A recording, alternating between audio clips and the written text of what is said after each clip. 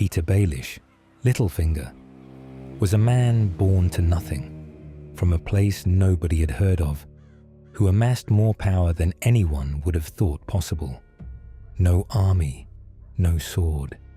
He did it with patience, information, and a precise understanding of what people wanted.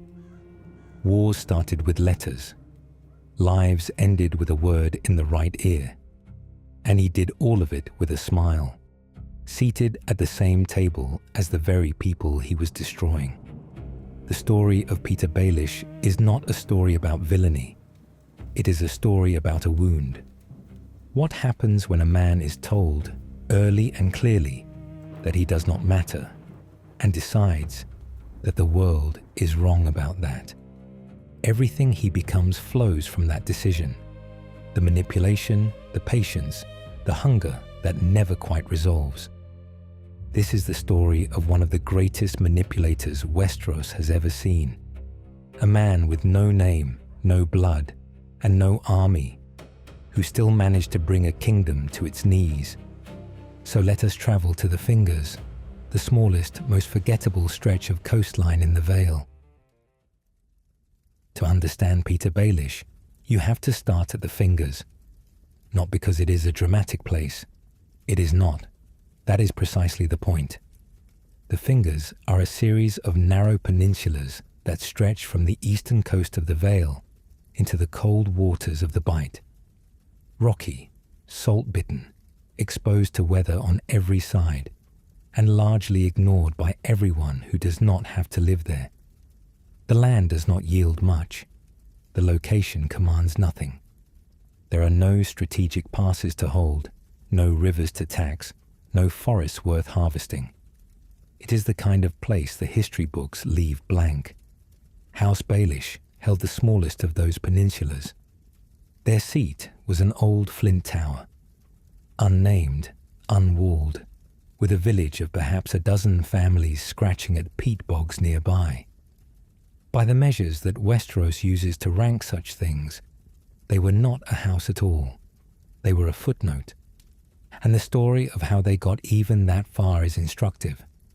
Petyr's great-grandfather was a sellsword, a Braavosi-born sword for hire who crossed the narrow sea and offered his services to House Corbray of the Vale. He earned nothing more than his pay, and perhaps a measure of local reputation. His son, Petyr's grandfather, managed slightly better. He became a hedge knight, landless and wandering, which is to say the lowest form of armoured respectability that Westeros recognizes. But from somewhere in his years of wandering, he accumulated enough credit with the right people to be granted a minor lordship, a few stony acres, a tower without a name, the smallest possible purchase on the edge of Westerosi nobility. His son, Petyr's father, was given the title the grandfather had scratched out of nothing and inherited a holding that could charitably be called modest. He fought in the War of the Ninepenny Kings, the campaign against Maelys Blackfire and his sellsword army on the Stepstones. It was a war fought far from home, for stakes that meant little to minor lords of the Vale. But it is where Petyr's father met Hoster Tully of River Run. They fought in proximity. They shared camps, perhaps meals, perhaps the particular kinship that comes from surviving something dangerous together. It was not a profound friendship. It was a small one. But small friendships, in the right hands, can be worth a great deal. When the war was over and the lords returned to their seats, Petyr's father cashed in the only significant social asset he possessed. He asked Hoster Tully if his son might be fostered at River Run. This was a reach well beyond what a family of their standing could reasonably expect. Hoster Tully was a powerful lord. River Run was a seat of genuine consequence.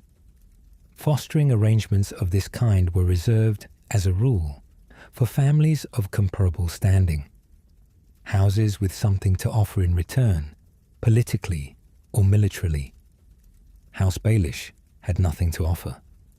They had a flint tower and a debt of goodwill from a war that had been over for years. Hoster said yes anyway, perhaps out of genuine fondness, perhaps out of the easy generosity of a man who has enough that the cost feels negligible. Whatever the reason, young Petyr Baelish was 8 years old, small for his age, and clever in a way that had not yet had anywhere useful to go. He packed whatever he had and left the Fingers for Riverrun. He would not return for many years, and when he eventually did, it would be briefly and on his own terms, and for reasons that had nothing to do with sentiment.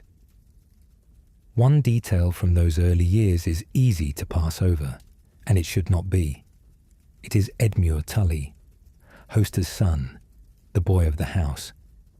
He gives Petyr his lasting nickname, Littlefinger, part mockery of his small build, part reference to the smallness of his family's holdings on the smallest of the fingers. The name is not cruel, exactly. It is the kind of casual diminishment that boys inflict on each other without thinking, the kind that stings precisely because it is not intended to wound. It simply describes.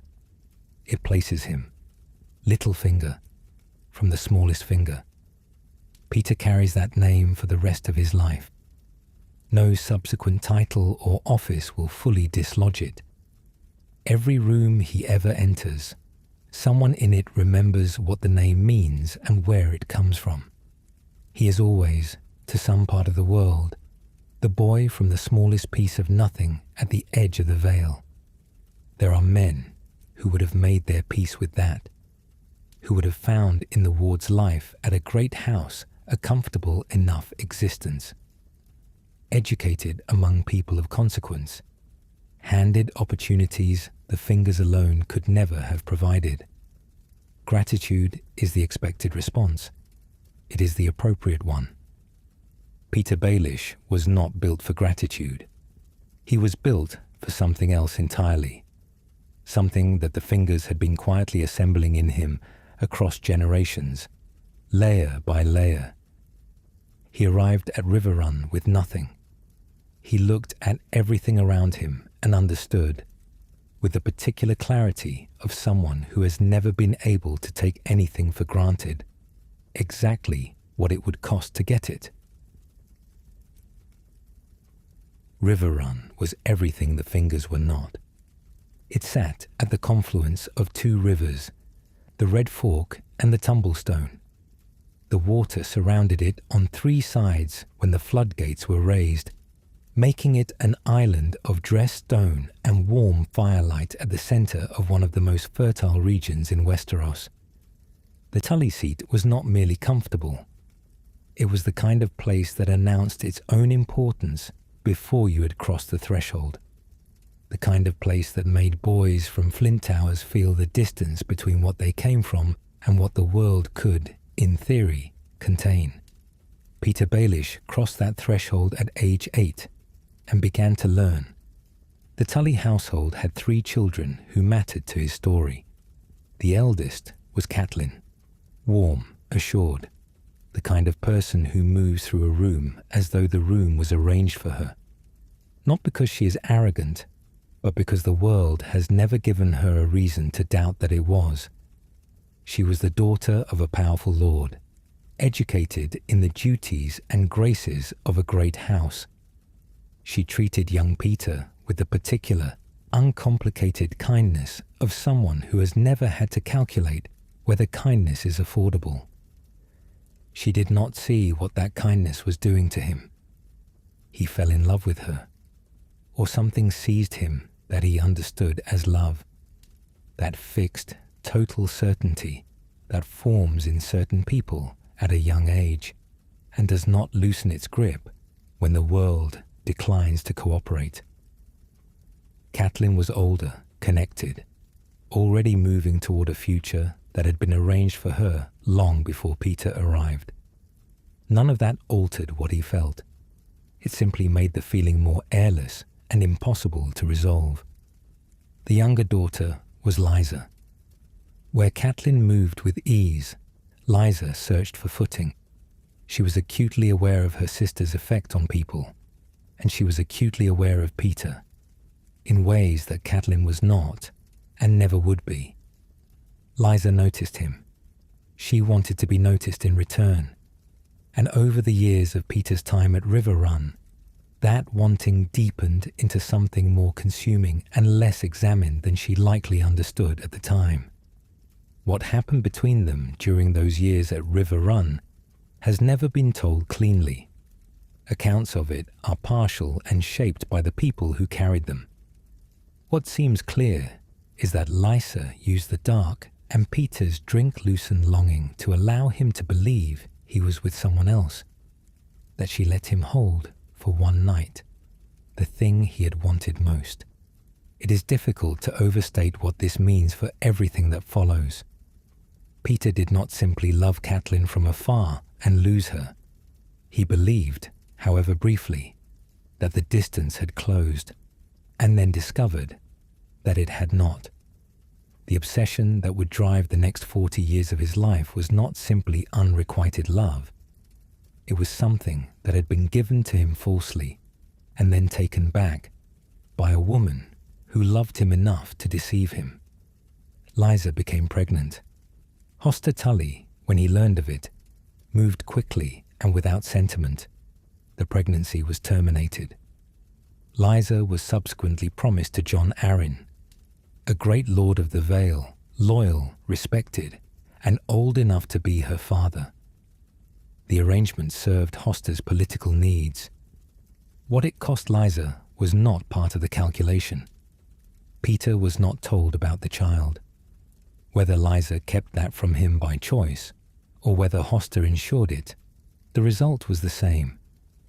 Petyr Baelish was not only heartbroken during those years at Riverrun. He was watching, constantly, carefully, and with the precise attention of someone who understands that the information available in a room is the only real currency available to him. He watched Hoster Tully manage his bannermen, how a powerful lord uses deference and firmness, when to press and when to release, how much of governance is simply the management of other people's expectations. Information moving through a great household taught him something else. Who knew what, who was told first, who was kept waiting, and what those choices communicated about the real structure of power beneath the formal one. He paid closest attention to what people wanted but would not say. He learned that the gap between those two things is where most of the real decisions in a household are actually made. He earned his place in the household not through birth, which he could not change, but through charm and quickness, which he could cultivate. He made himself useful, entertaining, the kind of presence that is easier to keep than to remove. For a ward with nothing else to offer, that is a form of survival strategy as much as a personality. None of this was coldly calculated. He was a boy and then a young man, and he felt things genuinely and was wounded genuinely and wanted things he had no right to want. But the circumstances of his life at Riverrun meant that feeling and strategy occupied the same space, and over years of practice, the boundary between them wore thin. By the time he left Riverrun, and he did leave, as we will see, abruptly and badly, he had received an education that no Meister had delivered and no curriculum contained. He understood, at a level that would take him decades to fully deploy, that desire is the hinge on which people open.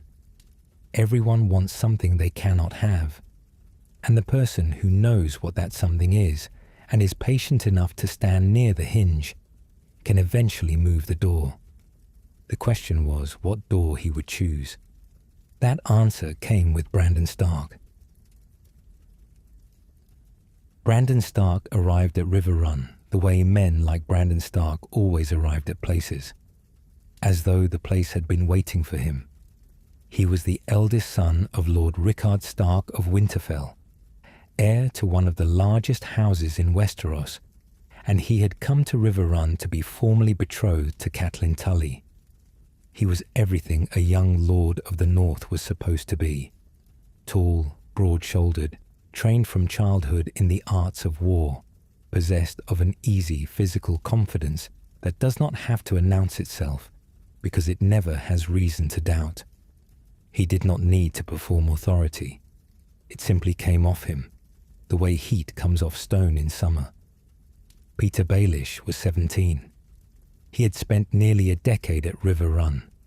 He had watched and learned and made himself useful and pressed as close to the life around him as a boy from the Fingers could reasonably press. And he had loved Catelyn Tully, or the thing he understood as love, for most of those years without finding any resolution to it. Brandon Stark's arrival was a resolution, just not the one Petyr wanted. The generous reading of what happened next is straightforward. A young man, in love, facing the loss of the person who had become the fixed point of his interior life, acting on feeling rather than reason because he was 17 and had no other tools available. That version is not wrong, but it is incomplete, because what Petyr did, walking up to Brandon Stark and challenging him to a duel for Catelyn's hand, was not simply an act of feeling.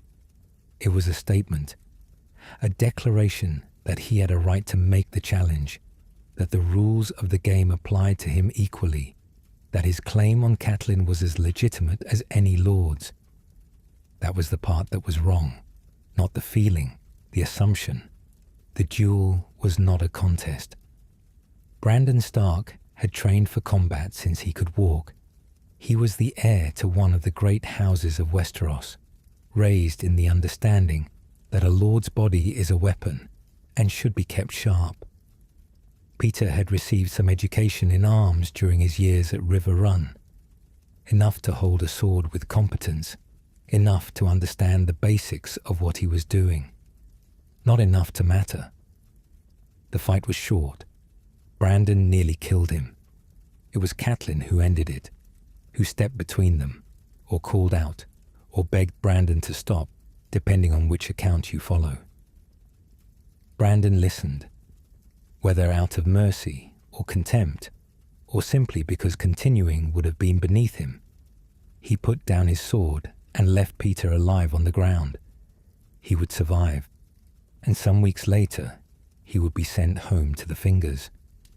He left behind the household that had educated him and the girl he had loved without resolution. He left behind the physical memory of what it felt like to be taken apart by someone who barely had to try. That is what he carried back to the Fingers, not the wound to his body, the wound to his understanding.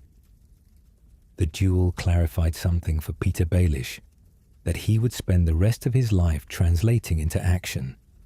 The rules of the game, honor, open challenge, the formal contest between men of standing, were not neutral. They were designed by the people they protected. Brandon Stark could afford to fight that duel because he was going to win it. Every structure Westeros had built around the concept of honorable conduct assumed that the person invoking those structures had the power to survive them. Every tournament, every trial by combat, every formal declaration of grievance, they were not a level field. They were a field tilted so precisely in the direction of the highborn and the physically dominant that the tilt had become invisible. It was simply called the way things were. Petyr had walked onto that field voluntarily, publicly, and been destroyed on it, in front of everyone he knew.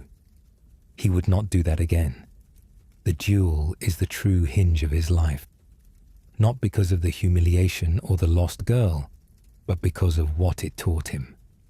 Because what Petyr took from River Run was not bitterness, exactly, though there was bitterness in it. What he took was a lesson so precise and so completely absorbed that it became structural. It became the architecture of every decision he would make for the next 30 years. He would never again fight on ground someone else had chosen. He would never again invoke rules that assumed his equality, when the world had demonstrated with considerable efficiency that it did not recognize any such thing. A different game was needed, one in which the advantages belonged to whoever understood the board most clearly, not to whoever had the broadest shoulders or the oldest name. He was good at understanding boards. Before we leave River Run, one thread remains loose, and it will resurface at the worst possible moment. Lysa's pregnancy, the consequence of what had passed between them in those earlier months. Lysa was married away to Jon Arryn. All of it appeared to be resolved, without Petyr's knowledge or involvement. He left the Fingers without knowing a child had existed. He left without knowing the full account of what Hoster had arranged and what Lysa had allowed. He left, in other words, carrying less information than he thought he had. In a man for whom information would become the primary instrument of power, that gap was significant. It would take decades to close. And when it finally did, when Lysa eventually told him what she had done and what had been lost, it would close in a place he could not have anticipated.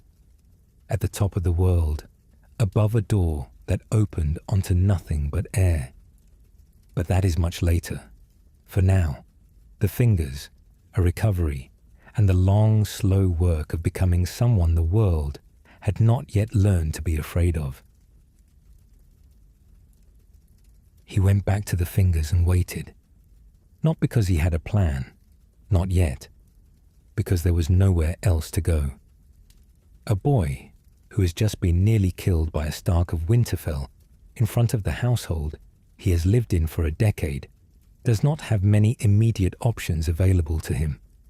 The Flint Tower was there. The peat bogs were there. The sea wind came in off the narrow sea the same way it always had, indifferent to everything that had happened at River Run and everything Petyr had lost there. He recovered, he thought, and he waited for the connection that his father had made in a war to produce something more than a fostering arrangement that had ended in humiliation. Lysa Tully had been married to Jon Arryn shortly after Petyr left River Run. A political match arranged on her behalf to a man older than her own father, the great Lord of the Vale. She went to the Eyrie as Lady Arryn, and then to King's Landing when Jon was named Hand of the King to Robert Baratheon. And through all of it, across the years and the distance and the life that had been built over what she felt, she had not stopped thinking about Petyr. His ascent is usually told as a story of individual genius.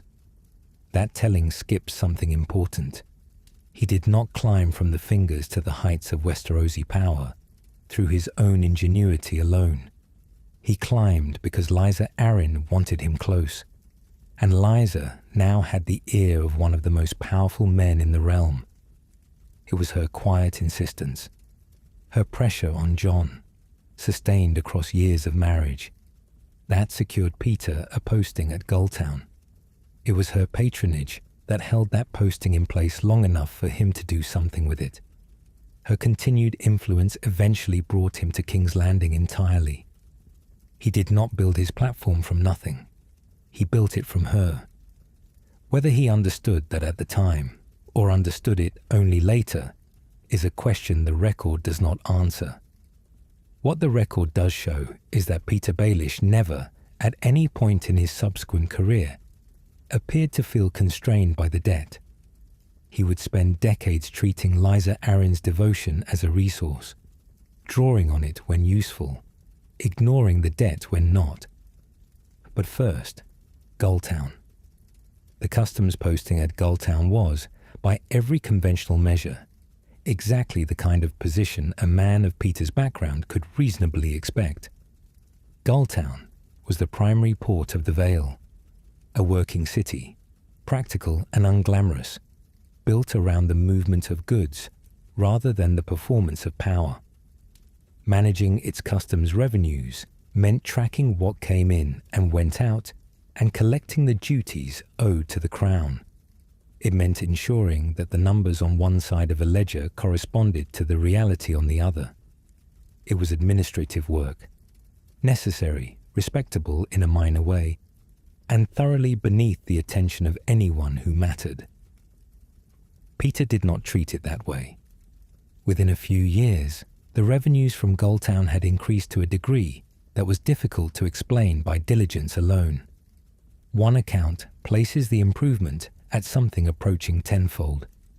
The numbers simply kept climbing, not through extortion, not through any method that drew complaints or created enemies, but through a systematic rethinking of how a port's financial flows actually worked.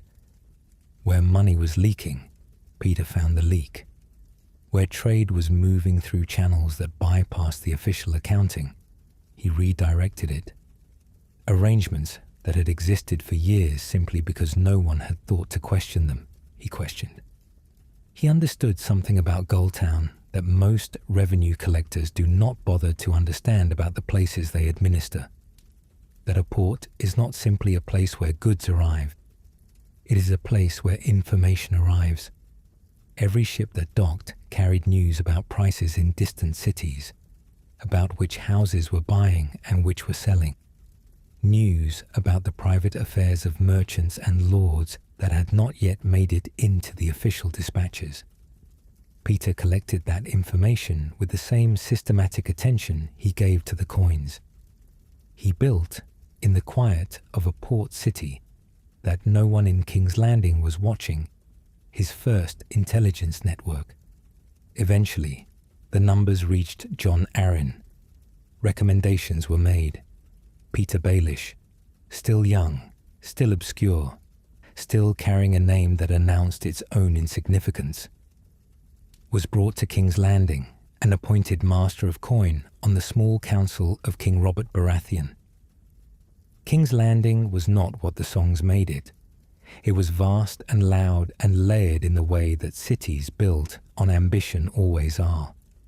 Beautiful in its upper registers and brutal in its lower ones, full of people performing versions of themselves that the city's hierarchies demanded.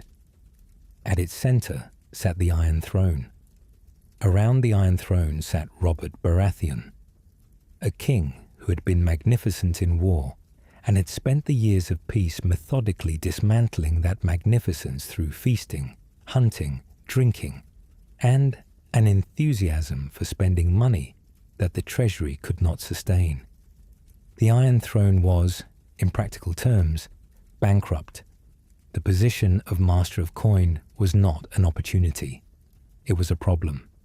A complex, politically dangerous, structurally embedded problem that had been accumulating for years and would require extraordinary skill to manage without destroying whoever managed it. Petyr Baelish sat down at the small council table, young and smiling and from nowhere that anyone had heard of, and took the problem on. Every lord in that room looked at him and saw a useful technician, a clever man with numbers, elevated slightly beyond his station by Lysa's patronage, but not someone to take seriously as a political force, not someone to watch. That assessment would cost them everything. Petyr Baelish did not manage the treasury. He rebuilt it, from the foundations up, according to a logic that looked like financial administration and functioned as something considerably more complex. Before Baelish, the Iron Throne borrowed carefully. The debts it carried were modest, structured, the kind that a competent steward could track and a healthy kingdom could service without difficulty. What the crown owed, it could pay. The relationship between the throne and its creditors was transactional and bounded, the way such relationships are supposed to be. Under Baelish, that changed. The borrowing became aggressive. From the Iron Bank of Braavos, that ancient and unsentimental institution that had financed the rise and fall of empires and had a longer memory than any lord alive. The crown took on debts of a scale that had no precedent in recent Westerosi history. from the Lannisters of Casterly Rock, already the wealthiest family in the realm, further loans were arranged from merchants, from guilds, from a network of private creditors whose names never appeared in official records, but whose patience was finite and whose terms were not. The crown borrowed and borrowed and borrowed again. The money went somewhere visible. It went into Robert's tournaments, spectacles of staggering expense that the king loved and the treasury could not support. It went into feasts, into hunting expeditions, into the maintenance of a court that performed prosperity, whether the underlying finances warranted it or not. The realm looked, from the outside, like a kingdom in its prime. The underlying reality was different. The record does not answer cleanly whether this was deliberate, whether Baelish looked at the Iron Throne's finances on his first day and saw not a problem to be solved, but a mechanism to be constructed, a system of dependency so deep and so distributed that whoever controlled the ledger would effectively control the throne. Whether the debt was a trap he set with full intention, or simply what happens when an extraordinarily capable financial mind operates without constraint in a court that cannot tell the difference between solvency and performance. Both possibilities are consistent with what we know of him. Both are consistent with the outcomes. The ambiguity between them is, in a sense, the most honest thing that can be said about Petyr Baelish at the height of his influence.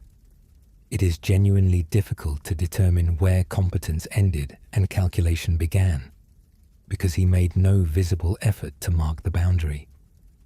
What can be said with certainty is what the debt achieved. The Iron Throne, by the time events reached their crisis, owed more than it could repay. The Iron Bank would eventually back whoever they calculated most likely to make them whole, which meant that the Crown's foreign policy was no longer entirely its own.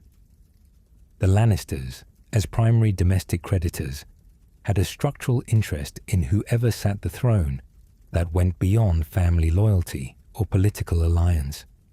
Every institution that held a piece of that debt had leverage over the institution that owed it. Baelish held the ledger.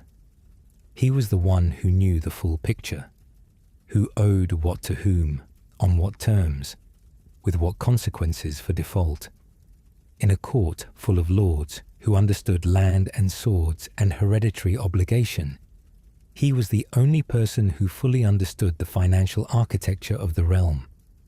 That understanding was a form of power that had no obvious name in Westeros, because Westeros had no framework for it, but it was power nonetheless.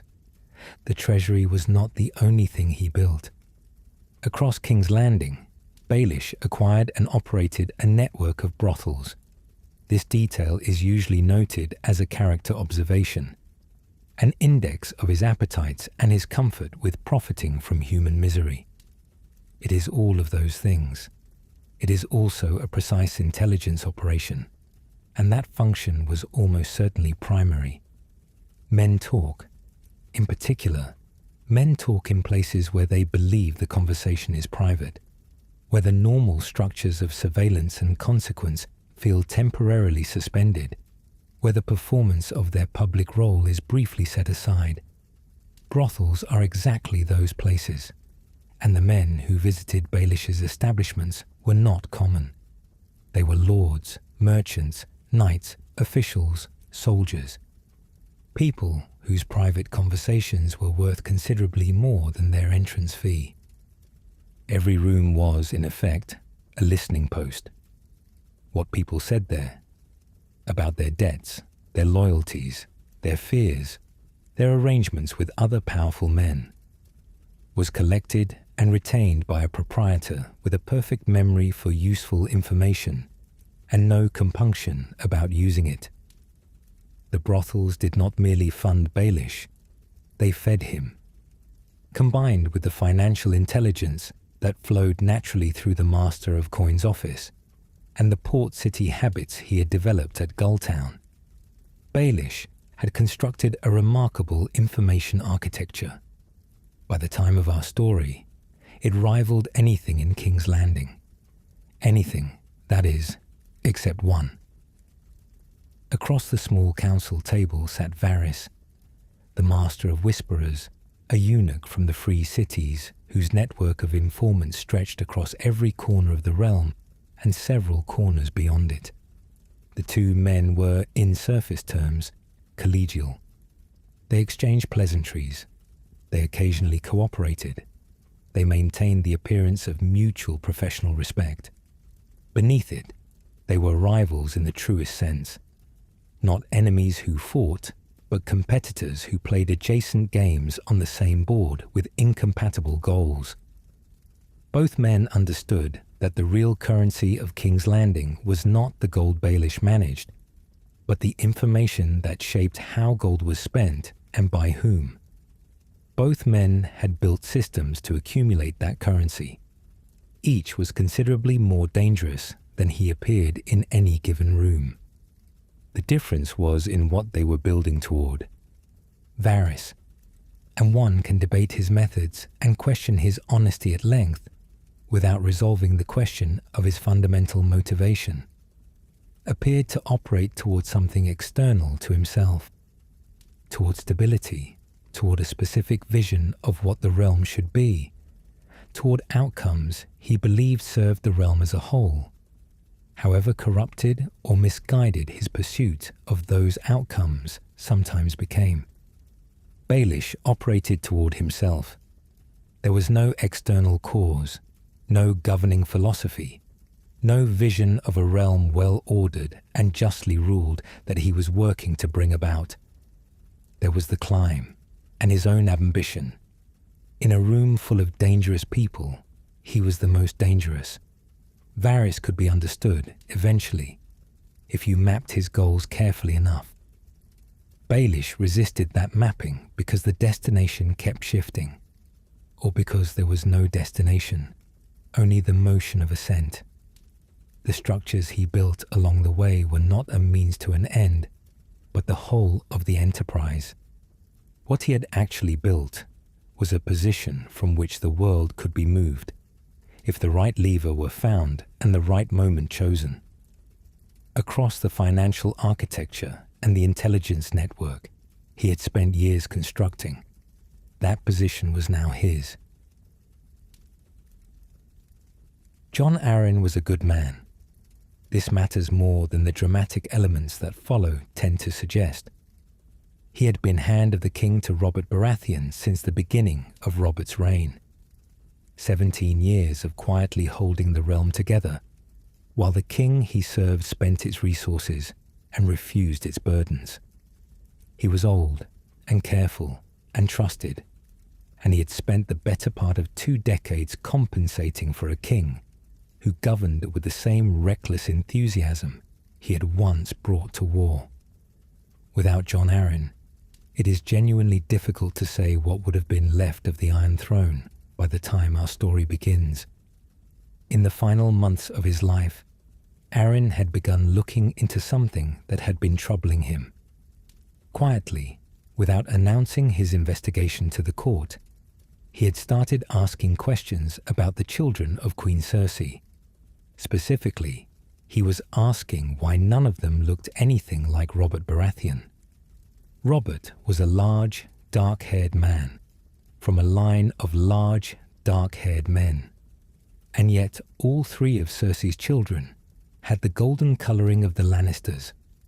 He had obtained a book from the Grand Maester's library, a study of the hereditary traits of the great houses, the kind of dry genealogical reference that sits unread on most shelves. He read it. He understood what it was telling him.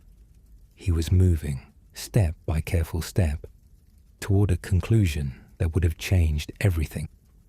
That Joffrey, Cersei's eldest son, was not Robert's heir.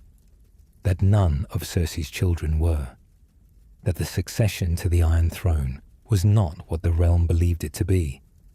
Had he reached that conclusion and acted on it, presented his evidence to Robert or to the council through the proper channels of governance, The crisis that followed might never have happened. It would have been ugly. It would have produced a different kind of political rupture. But it would have been a rupture with a legal resolution available to it, managed by institutions that still functioned, in a realm that had not yet been shattered. Jon Arryn died before he could deliver his findings. He died of a sudden illness, a fever that came on quickly and worsened faster than his maester could account for.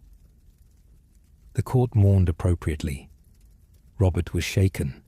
Cersei was visibly distressed, in the way that people are visibly distressed when they have reason to fear what a man knew and need to be certain of what died with him. His body was prepared, and his household dispersed.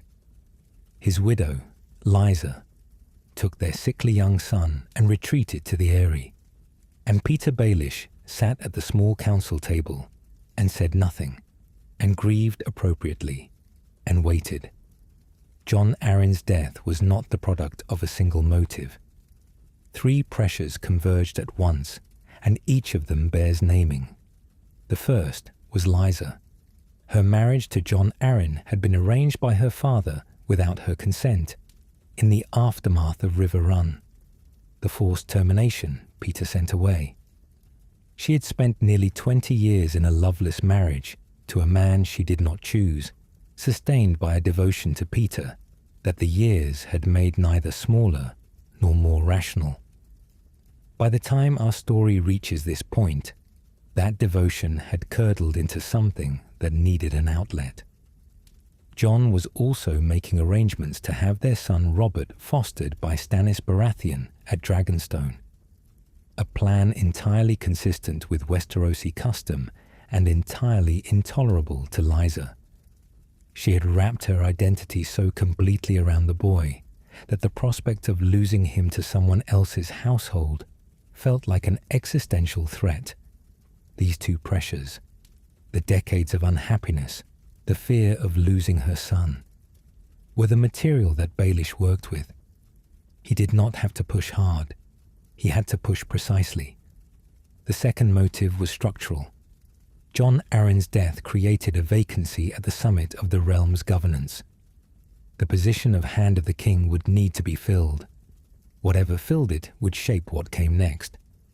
Baelish did not yet know who that would be, but he knew that a vacancy was an opportunity, and that an opportunity in motion was preferable to a stable situation that excluded him. The third motive reveals the full scale of what Baelish was actually doing. He coached Lysa to write a letter.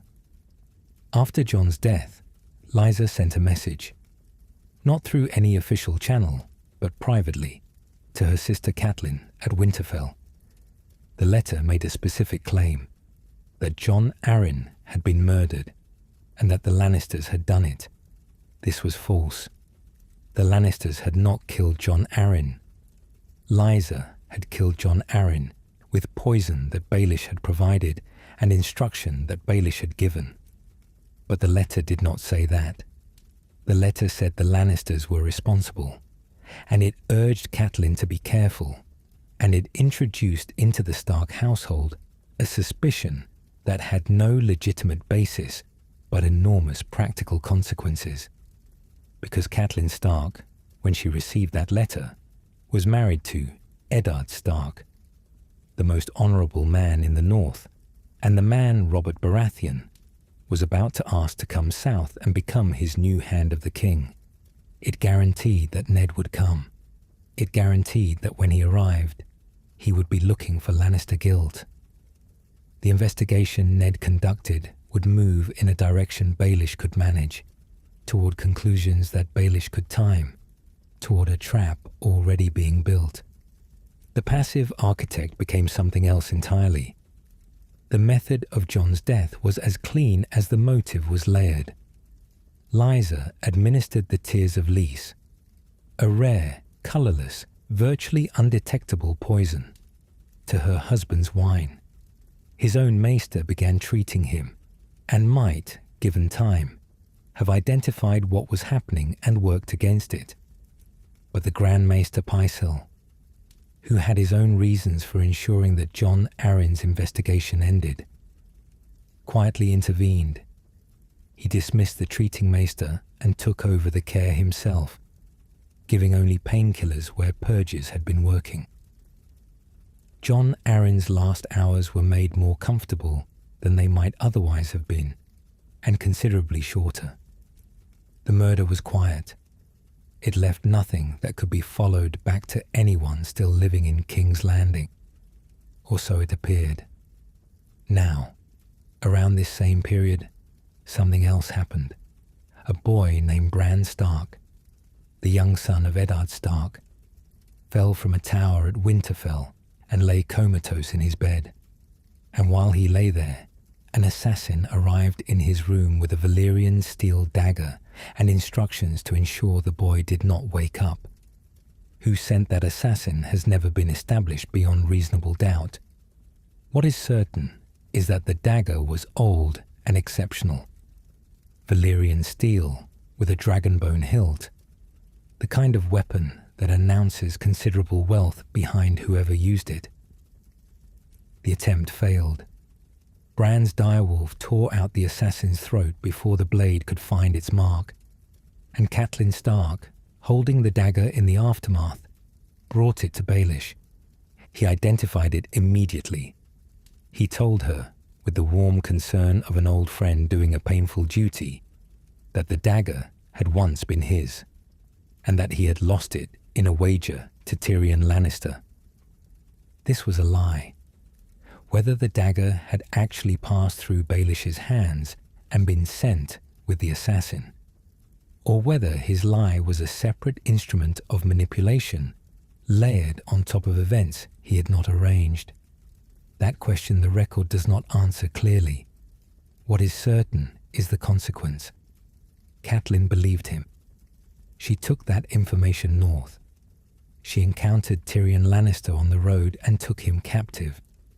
Tywin Lannister, hearing that his son had been seized, sent his armies into the Riverlands.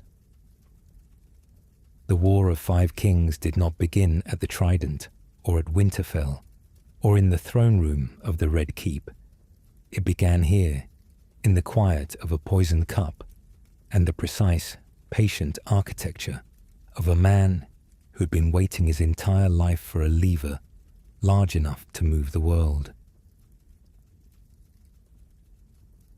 Eddard Stark did not want to come south. He was not ambitious. He was not seeking influence or proximity to the throne. He was a man who had built a life he valued in a place he understood, surrounded by people whose loyalty ran in both directions. He had every reason to suspect that King's Landing would be hostile to everything he was. He came because Robert asked him. He came because Robert was his king and his oldest friend, and because Lysa's letter had suggested there was something in the south that needed a man of Ned's particular qualities to investigate. He came, in short, because duty and friendship made refusal feel like a form of dishonor. He arrived with his daughters, Sansa, who was old enough to find the capital glamorous, and Arya, who was old enough to find it suspicious. He arrived with a household of men. With him came the assumptions of a lifetime spent in a place where power was exercised openly, where your enemies declared themselves, where the rules of conduct were widely understood and broadly observed. None of those assumptions applied in King's Landing. Ned Stark's destruction in the south had a specific cause, and it was not naivety. He was not destroyed because he failed to think clearly or act decisively. He was destroyed because he had spent 40 years developing a set of instincts finely calibrated to the north, where directness is a virtue, where a man's word is the primary currency of trust, where the formal structures of law and governance function more or less as advertised. Those instincts were lethal in King's Landing. He was operating in the wrong language, and the man standing beside him, offering to translate, was the man who had written the trap. Baelish introduced himself to Ned as a friend of Catelyn's, which was true. in the technical sense that they had grown up in the same household. He was warm. He was self-deprecating in the way that men who want to seem unthreatening deploy self-deprecation. Just enough acknowledgement of his own limitations to suggest he harbored no illusions about himself, and therefore no concealed agenda. He told Ned early, and with apparent candor, that trust was a dangerous commodity in this city, that Ned should be careful about who he extended it to. This warning was genuine. It was also perfectly designed. A man who warns you not to trust him is paradoxically the man you are most likely to trust, because the warning feels like honesty, and honesty is what Ned Stark was built to respond to. Baelish understood this. He had understood it about Ned before Ned arrived, because he had understood it about Catelyn for 20 years, and Ned was, in certain essential ways, made from the same material. The investigation into Jon Arryn's death began. Ned followed the same trail Arryn had followed, moving toward the truth about Joffrey's parentage with the methodical care of a man who intends to do this correctly. And at each step, Baelish helped him. Ned was steered toward people who had known Jon Arryn. He flagged documents worth examining and identified witnesses whose testimony would be useful. He took Ned, one evening, to one of his establishments in the city, a brothel, the kind of place a lord of Winterfell would normally have no occasion to visit. He showed him a young girl there, one of Robert's bastard daughters, dark-haired and dark-eyed, carrying in her face the unmistakable Baratheon colouring that Joffrey and his golden siblings conspicuously lacked. It was a controlled gift. Baelish gave Ned exactly enough to keep him moving, exactly enough to confirm the direction of his thinking, and not one piece more. Every reveal was timed. Every piece of assistance was calibrated to produce forward momentum without producing speed, because speed was the enemy. A Ned Stark who reached the truth quickly and acted on it immediately was a problem. A Ned Stark who moved carefully, gathering evidence, consulting the proper channels, trusting the system to deliver justice. That was a man who could be managed, whose trajectory could be predicted, whose arrival at the moment of crisis could be precisely timed. Meanwhile, Catelyn arrived in King's Landing carrying the Valyrian steel dagger. She came secretly, slipping into the city without announcement, because she did not know who in the capital could be trusted. She brought the blade that had been used in the attempt on Bran's life. She brought it to two men, Varys, who examined it and identified its origins without being able to speak to its recent history, and Baelish, who claimed it immediately as his own. The lie has already been noted. What deserves attention here is the manner of its delivery. Baelish did not volunteer the claim. He responded to Catelyn's question. He did not embellish or over-explain. He simply identified the dagger with apparent reluctance, as though this was a painful thing to have to tell her. He named Tyrion Lannister as the man who had won it from him. He gave the lie the texture of confession.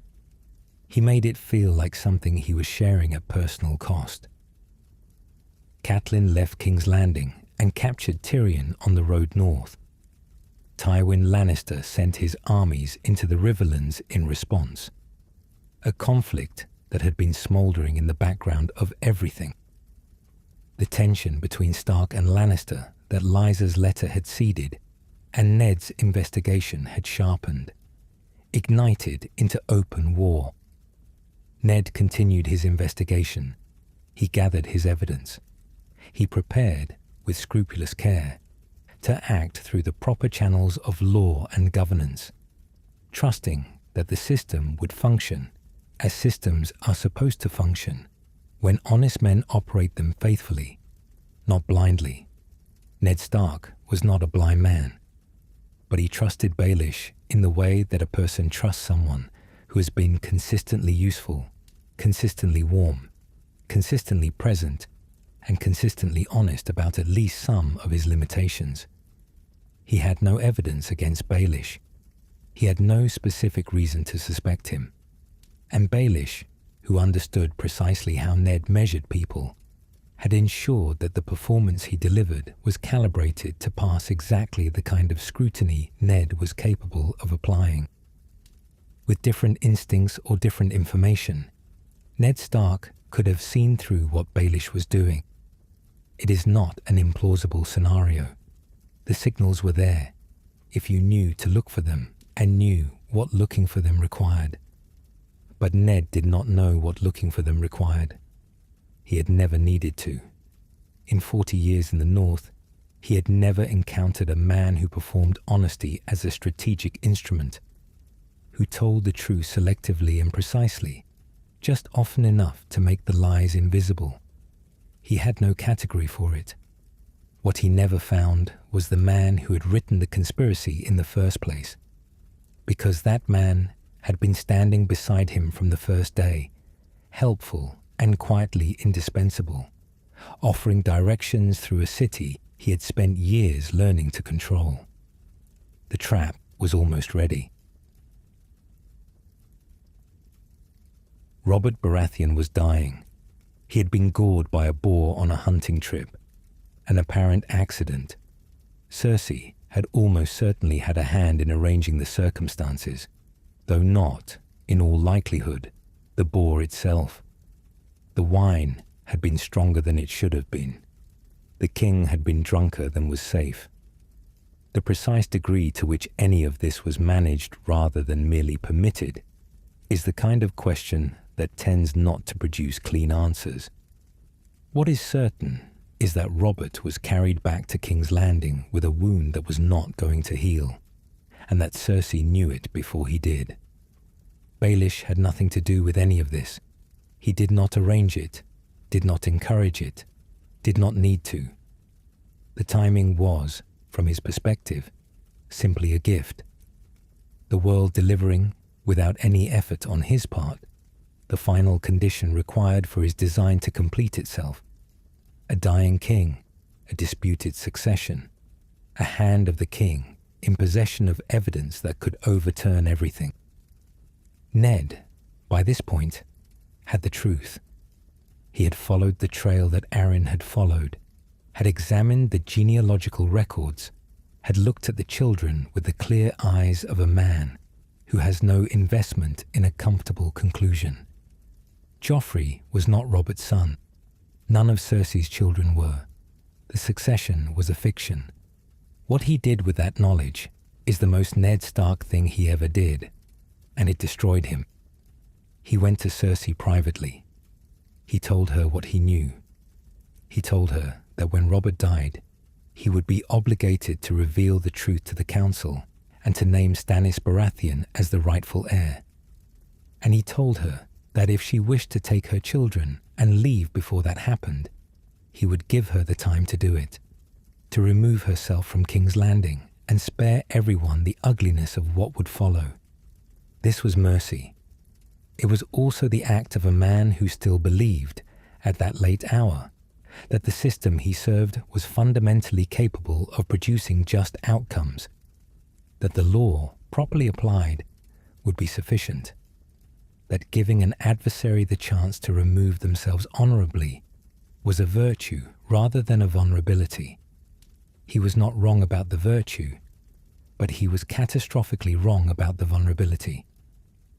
Cersei did not flee. She used the time he gave her to prepare. Robert died. The council chamber assembled. Ned sat across from Cersei and Joffrey and the men who would decide what came next. He had the letter Robert had dictated on his deathbed, amended in Ned's own hand, replacing the name Joffrey with the phrase, "my rightful heir." A legal instrument designed to point the succession towards Stannis without requiring Ned to name the illegitimacy openly before the document had been presented. He presented his evidence, named Stannis as the legitimate king, and asked the council to act on the law as it stood. And he looked at Baelish. The simpler story, that the betrayal was instantaneous, a switch thrown the moment arrived, would be wrong. Baelish, when the council chamber crystallized around him, offered Ned an alternative. "Crown Joffrey," he said, "not because Joffrey deserves it, not because the law supports it, but because Joffrey is here, and Stannis is not, and Cersei is prepared, and the gold cloaks are in the city. What Ned is proposing is a legal correction of the succession carried out in real time, with the Queen and her allies already in position. It is not a plan. It is an aspiration. Crown Joffrey, manage Cersei, work toward a better outcome from within a position of continued influence. Survive, and do what good can be done from the inside of a compromise." This advice was, in its own terms, not unreasonable. It was the counsel of someone who understood the city, who understood the distribution of force within it, who understood that the gap between what the law says and what the people with swords are willing to enforce is where most political outcomes are actually decided, in a different man's mouth, with different intentions behind it. It might even have been wisdom. Ned refused. He could not do it, not because he failed to understand the argument. He understood it clearly enough. But performing complicity in a lie was not something his architecture permitted. The law said Stannis. The truth said Stannis. A man who held evidence of that truth and crowned Joffrey anyway was not being pragmatic. He was being corrupt. And Ned Stark did not have a mode for corruption, even the kind dressed up as survival. He refused, and in refusing, he confirmed to Baelish the only thing Baelish still needed to confirm, that Ned was not going to bend. The alternative had been offered and declined. No version of this ended with Ned Stark cooperating. The only remaining question was the timing of the mechanism. He asked Baelish to secure the city watch.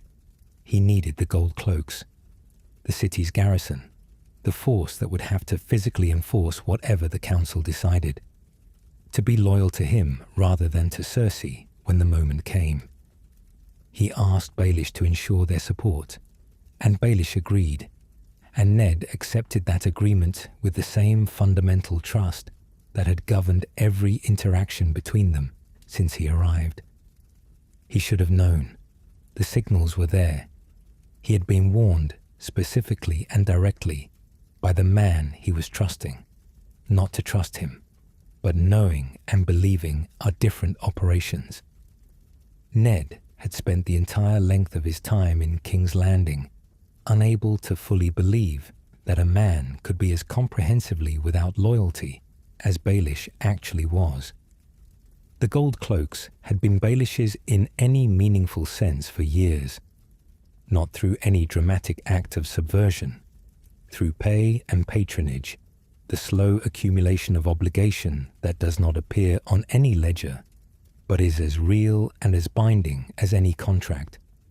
The commander of the watch, Janos Slynt, owed his position to Baelish's influence. The men under him owed their salaries to Baelish's management of the treasury. The institution, when tested, would hold in the direction its obligations ran. What happened in that throne room was brief and final. The guards who had come with Ned, his own men, loyal to him and to the north, were taken. Blades appeared where there had been none. The chamber reconfigured itself in seconds from a legal proceeding into something else entirely, and Petyr Baelish stepped forward and put a knife to Ned Stark's throat and said the most honest thing he had said in their entire acquaintance. He said, "I did warn you not to trust me." He had told Ned, clearly and without apparent concealment, that trust was a mistake. He had performed the warning so openly and so warmly that it had functioned as its own camouflage. It had made itself sound like the candor of an honest man rather than the instruction manual of a man who intended to use that trust to end him. Ned Stark was arrested. His daughters were held. His household was taken or scattered.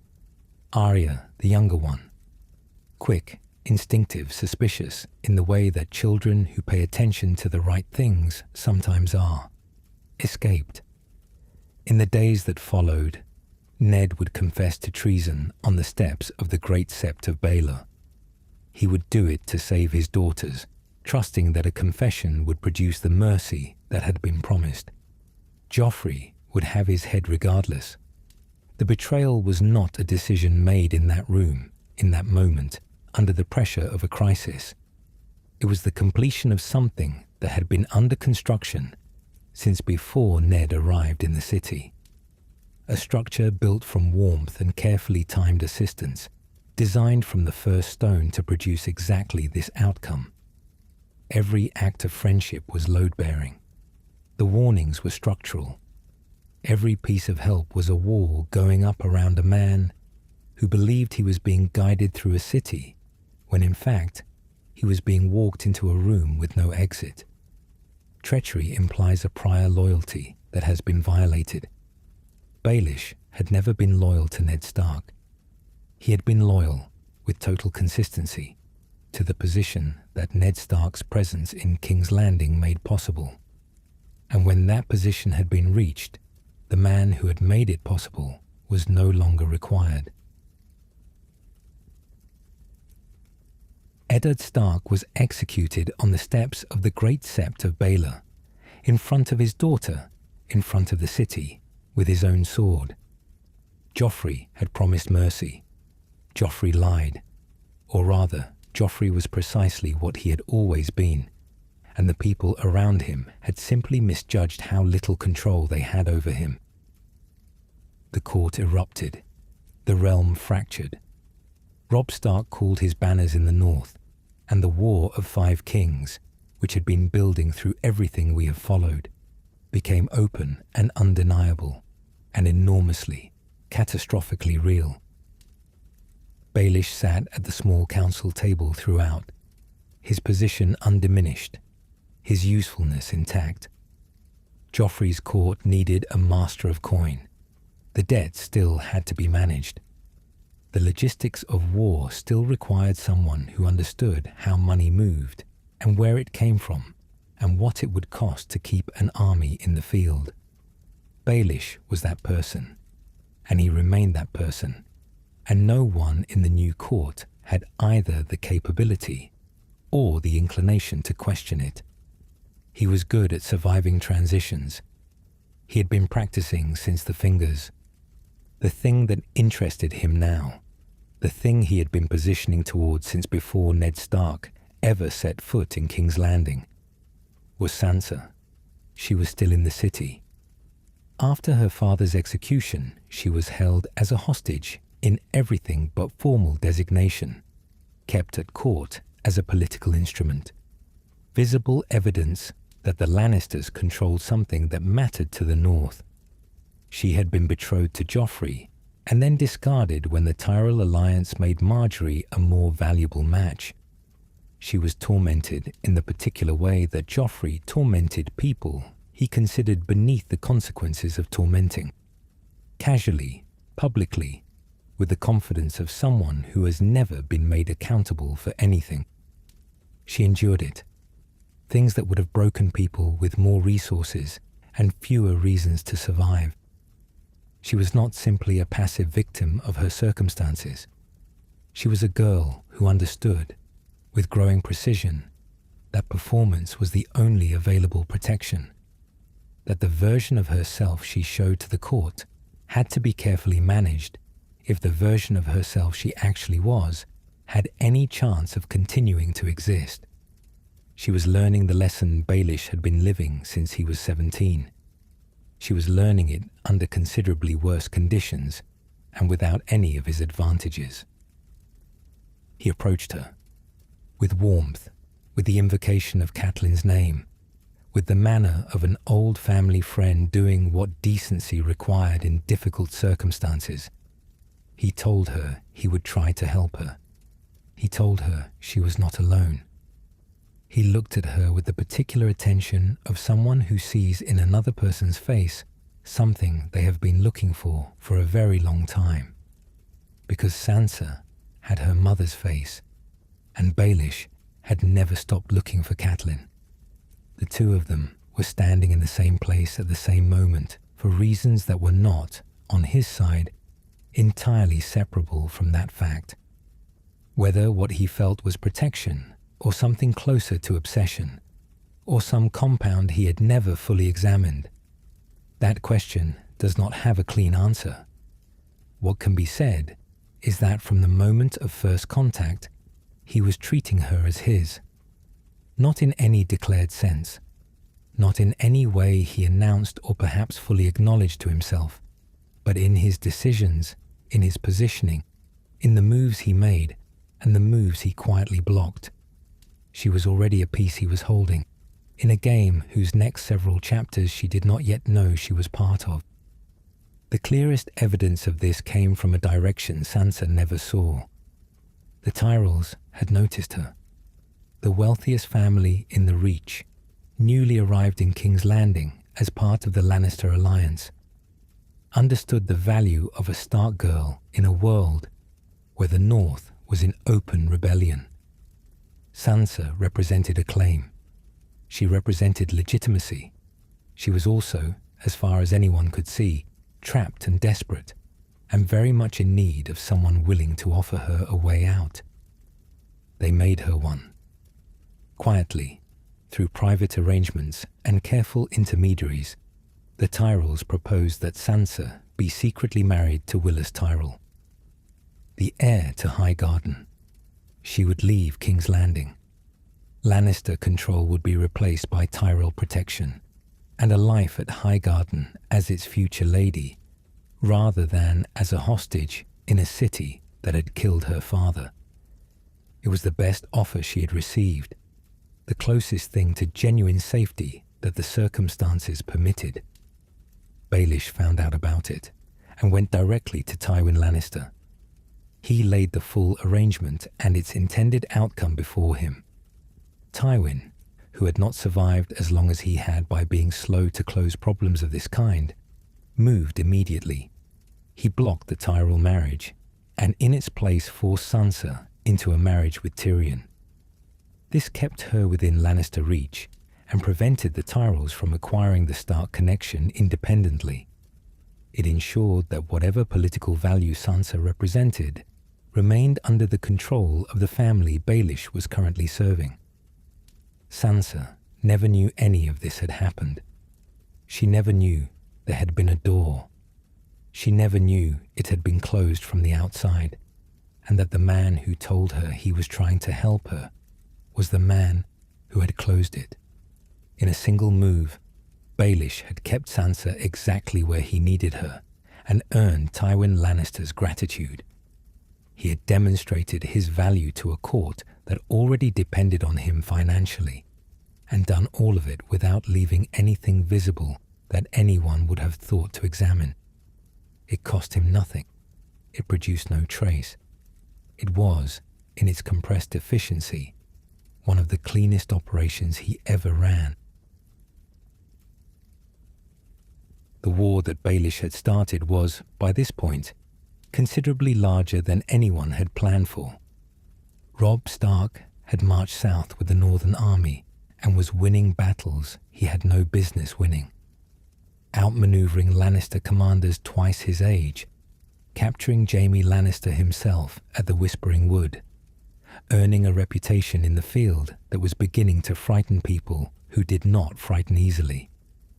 Stannis Baratheon was consolidating his claim on Dragonstone, assembling a fleet, preparing the legal and military case for his right to the throne. Renly Baratheon had declared himself king in the Reach, with the Tyrell army at his back, and the confidence of a man who believes that charm and numbers are sufficient substitutes for legitimacy. The Ironborn were raiding the western coast. The Riverlands were burning. The fault lines Baelish had cracked open with a letter and a lie had propagated across the entire realm. What was happening now was not the controlled disruption he had designed, but something considerably larger and less manageable. It was moving with the momentum of a thing that has been set in motion and has no intention of stopping at a convenient point. Baelish watched it from the small council table and waited for the useful openings to appear. But before they did, something else happened first. Something that briefly complicated the ease with which he had been operating. Tyrion Lannister arrived in King's Landing. Tywin had sent him to serve as acting hand of the king while the war required Tywin's presence in the field. Tyrion was not what his family's reputation suggested, or rather, he was more than that reputation allowed for. He was clever in the specific way that made him dangerous in rooms full of clever people. Not because he was the most intelligent person present, but because he combined intelligence with a particular skepticism about other people's declared intentions, honed by a lifetime of being underestimated and betrayed. He did not walk into King's Landing trusting anyone. He walked in assuming that every person on the small council was concealing something, and that his job was to determine what. He tested them. The method was clean and effective. Tyrion told 3 members of the small council a different version of a secret plan. Pycelle, Littlefinger, and Varys each received a version involving a different marriage alliance, and then he waited to see which version reached Cersei's ears. The council member whose version surfaced was the one selling information to the Queen. It was the kind of test that rewards a certain quality of attention, and Tyrion paid that quality of attention as a matter of habit. Pycelle was caught. His version reached Cersei almost immediately. He was thrown in the black cells for it. Baelish was among those tested. His version did not reach Cersei, or at least not in a way that could be traced back to him. He was not caught, but the test itself was the message. For the first time since arriving in King's Landing, Baelish was operating under the scrutiny of someone who had specifically constructed a mechanism to detect what he was doing. He was being watched by someone capable of watching him. For a man whose entire operational advantage depended on being underestimated, Tyrion's scrutiny was the most dangerous condition he had yet operated under. Tyrion did not need to catch him. He only needed to make Baelish aware that the cover of invisibility had thinned. This was not comfortable. It was also not catastrophic, because Baelish was too careful to be caught by a single test.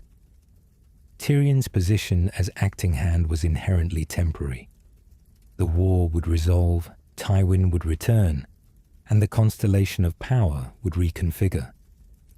Tyrion's attention was a constraint, not a trap. The thing to do with a constraint is work around it. The opportunity came almost immediately.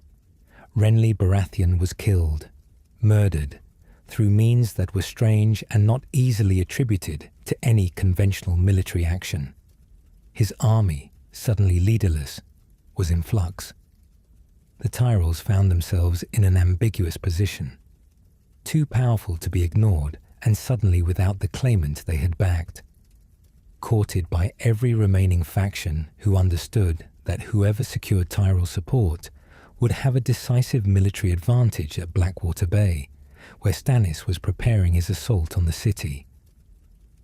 Tyrion sent Baelish to Bitterbridge to negotiate. This was, from Tyrion's perspective, a deployment of a useful resource.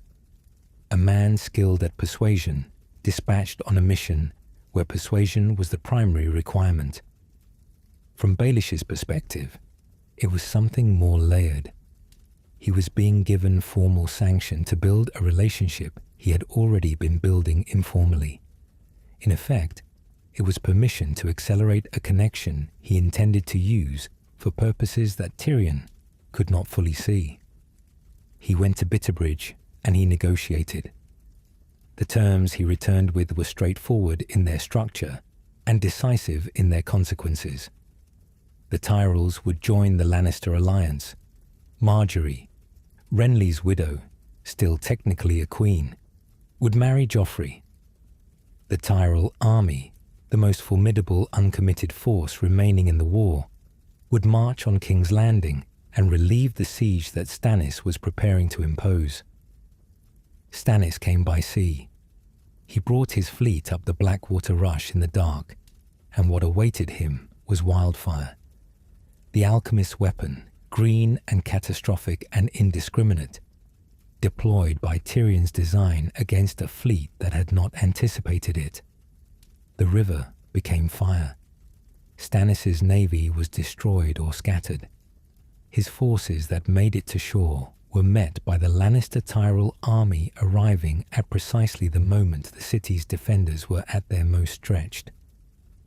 Baelish was there. He arrived with the Tyrell forces, present at a military engagement in a way that was almost unprecedented in his story. A man who had spent his entire career moving pieces from behind the board, suddenly visible on it. He carried a sword.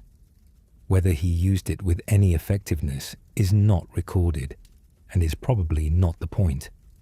The point is that he was there, at the moment of a decisive Lannister victory, in a position to be seen as having contributed to it. Presence at the moment of victory is its own form of currency. It requires only that you were there, and that the people who did win it remember your face. He was rewarded accordingly. The title of Lord of Harrenhal was granted to Petyr Baelish. That vast, cursed, melted fortress in the Riverlands, seat of a lordship that came with the highest-sounding title in the kingdom, and a building that dragons had made uninhabitable.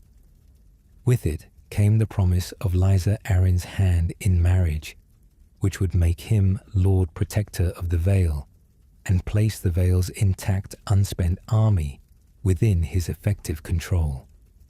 Consider what that meant in terms of the distance travelled.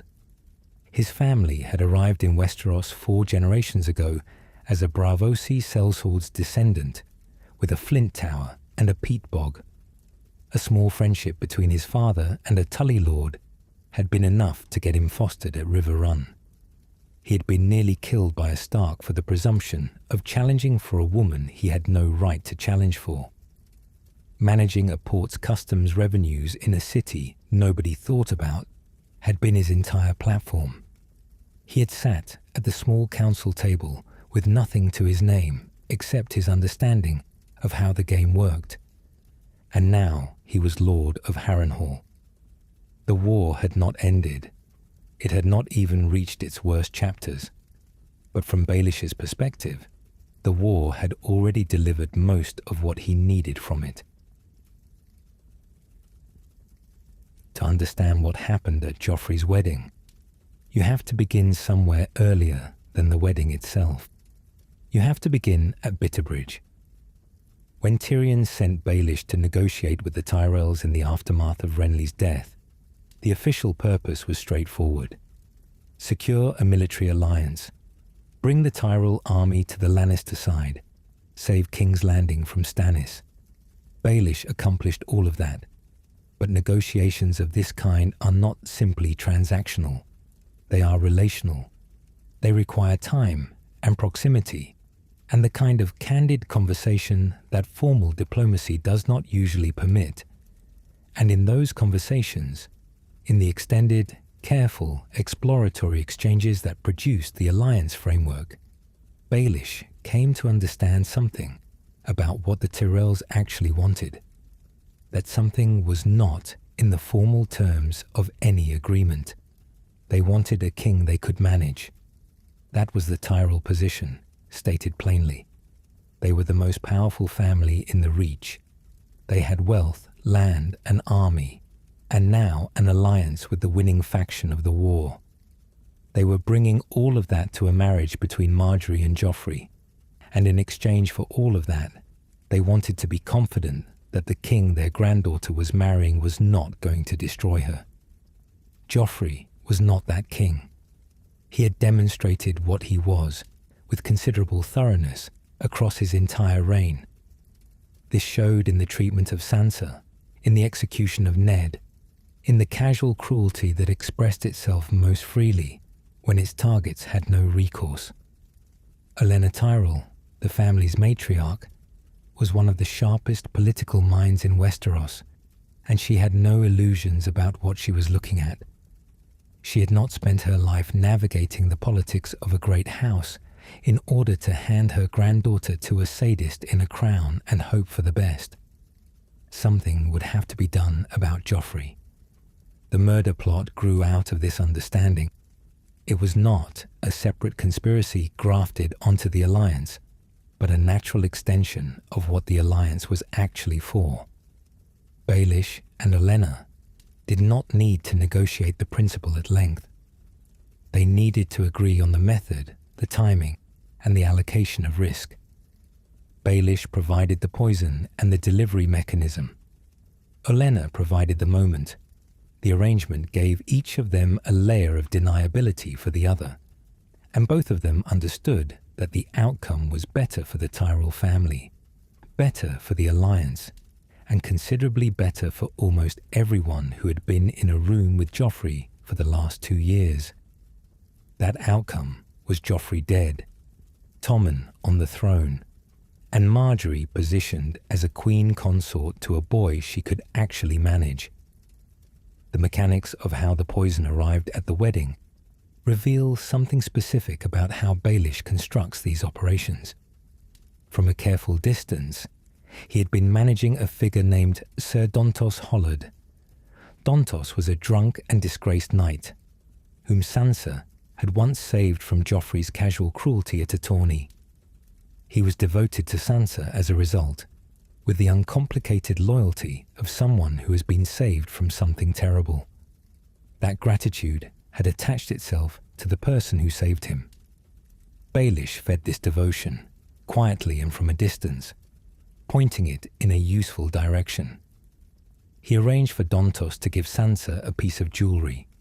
It was a necklace, decorative and unremarkable, the kind of thing a knight might offer as a token of gratitude. Sansa wore it. She had no reason not to. The poison was in the necklace. What she wore to Joffrey's wedding feast was the instrument of the king's death, and she carried it without any knowledge of what it was.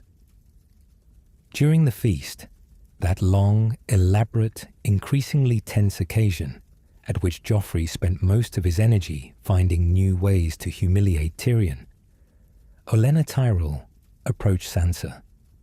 She offered condolences for the death of her brother Robb, who had been killed at the Red Wedding weeks before. It was a warm, grandmotherly gesture. While offering it, Olenna's hands moved briefly to Sansa's necklace, adjusting it as one does. In that adjustment, one of the stones was removed. It was dropped into Joffrey's wine cup at the moment it passed within reach. Joffrey drank. The poison worked quickly. He choked and turned, and died in his mother's arms in front of the assembled court of Westeros. He died at his own wedding feast, while hundreds of witnesses watched, and none of them saw who had done it. In the chaos that followed, Tyrion was seized. He had been publicly clashing with Joffrey throughout the evening. He had been humiliated by him, forced to serve as his cupbearer, placed in a position of visible subordination at the moment the king died. He was holding the cup. He had motive that the entire court had witnessed being constructed in real time across the course of the feast. His arrest was the only politically legible response to a crime that required an immediate answer.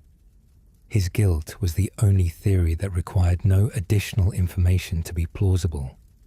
His position as the obvious suspect was not coincidence. It was architecture. In the continuing chaos, a figure appeared at Sansa's side.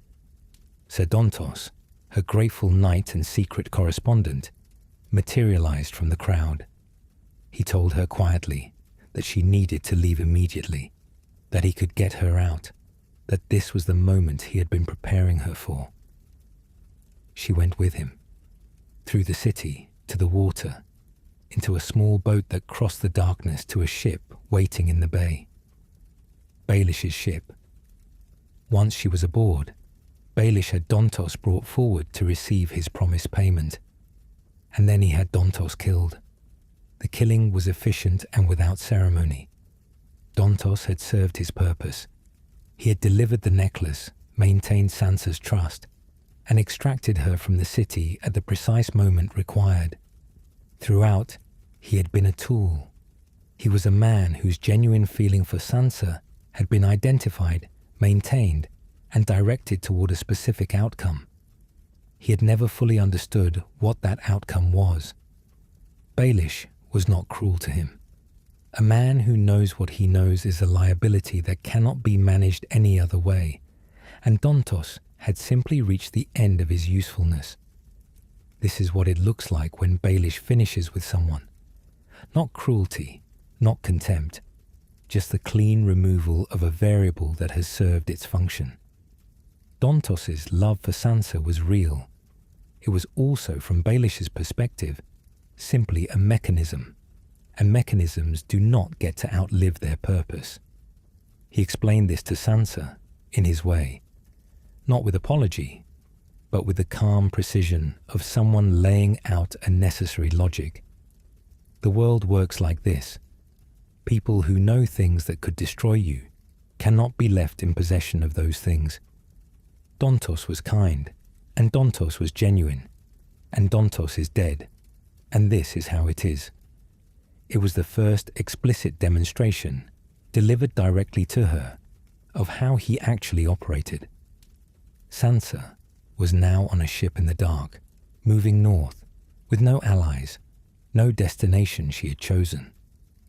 No one knew where she was except the man who had arranged all of this, and she had the clearest possible evidence of what happened to people who had served his purposes. She had seen what happened when they reached the end of their usefulness. What Baelish had accomplished at Joffrey's wedding was not revenge. He had no particular grievance against Joffrey. It was not the personal kind that produces revenge. Joffrey had been an obstacle and an asset simultaneously. He was an obstacle because he made Sansa's extraction from King's Landing politically impossible. He was an asset because his death, handled correctly, could accomplish several things at once. It accomplished 3. Sansa was free of Lannister control and in his possession. Tyrion, whose escape from King's Landing would have destabilized everything, was in a dungeon awaiting trial. And Olenna Tyrell, the most formidable woman in Westeros, owed Baelish something that could not be quantified in gold or land or formal title. She owed him a debt of the most binding kind, the kind that cannot be acknowledged publicly and therefore cannot be discharged through any ordinary means. 3 problems. 1 operation. A king dead, a scapegoat arrested, an extraction completed, and a debt created that would pay interest for years. The ship carrying Sansa north docked eventually at the Fingers, that same rocky, salt-sprayed coastline where Petyr Baelish had begun. It was a brief stop, long enough to introduce Sansa to the small folk of the Baelish holding, to the flint tower without a name, to the particular quality of irrelevance the place communicated simply by existing. Then they continued to the Eyrie. Lysa was waiting. She had been waiting, in the way that people wait when waiting has become the organizing principle of their entire inner life, for most of her adult life. The marriage to Jon Arryn had occupied 30 years and produced very little beyond a sickly son and a widowhood she had been willing to commit murder to reach. She had poisoned her husband. A letter she wrote had started a war. She had managed, across the full length of a loveless marriage conducted in the shadow of a man she could not have, to maintain the conviction that the man himself was worth it, that the waiting would eventually produce the thing she had been waiting for. Now it had. He was here, He had come to the Eyrie with Sansa at his side and a marriage proposal in hand.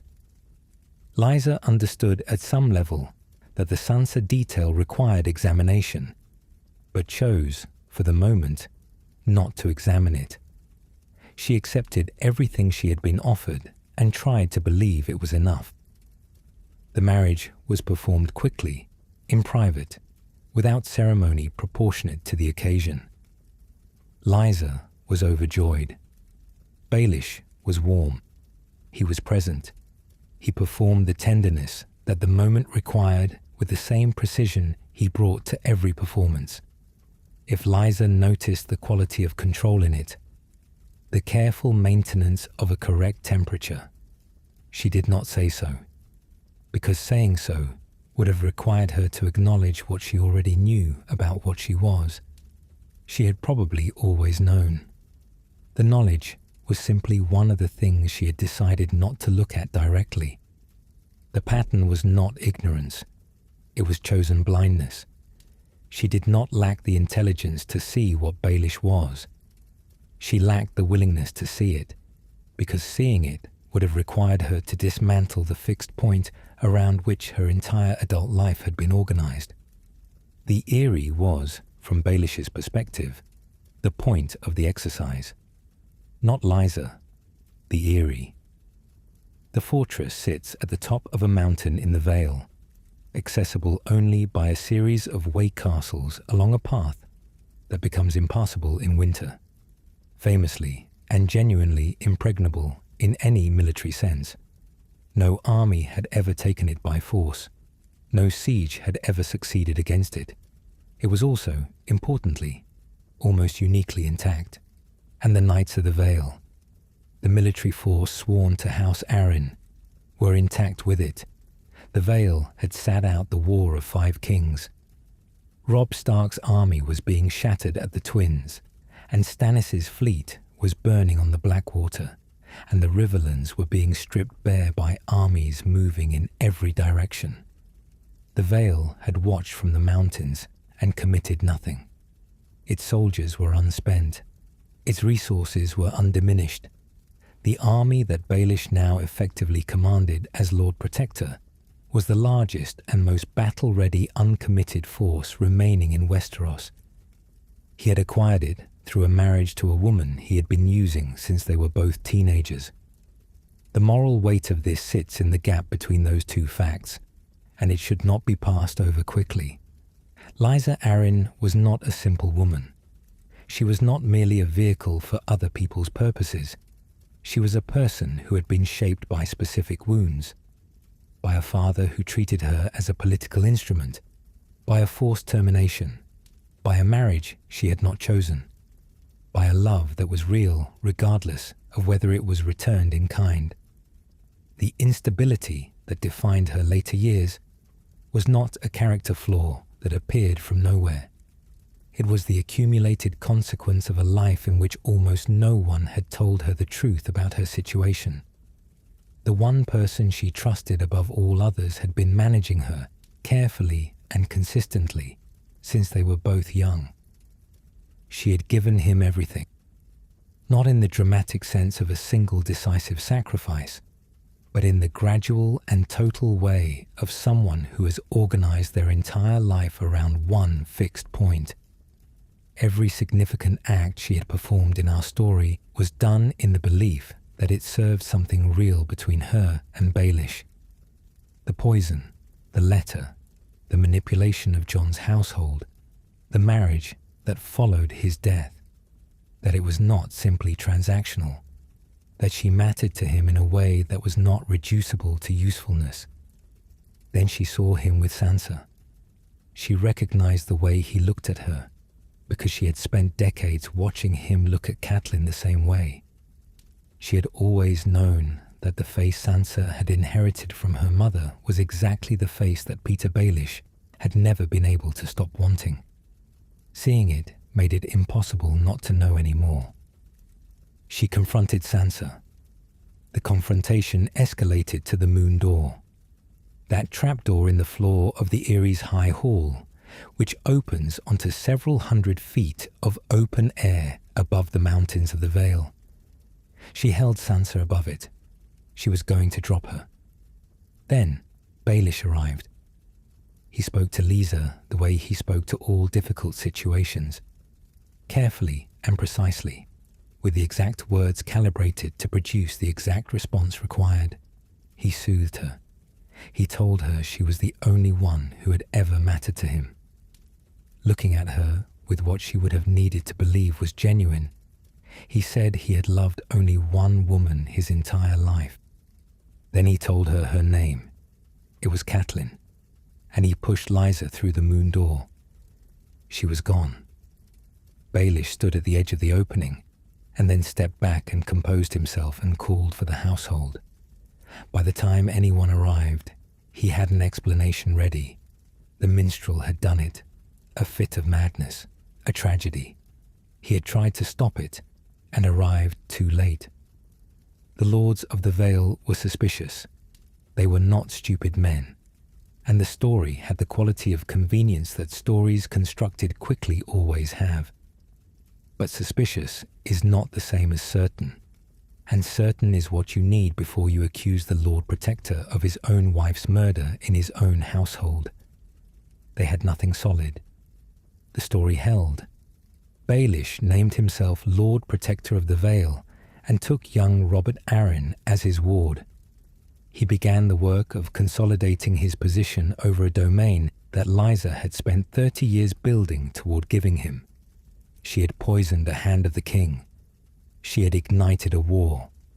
The mechanism by which everything that followed became possible had been hers.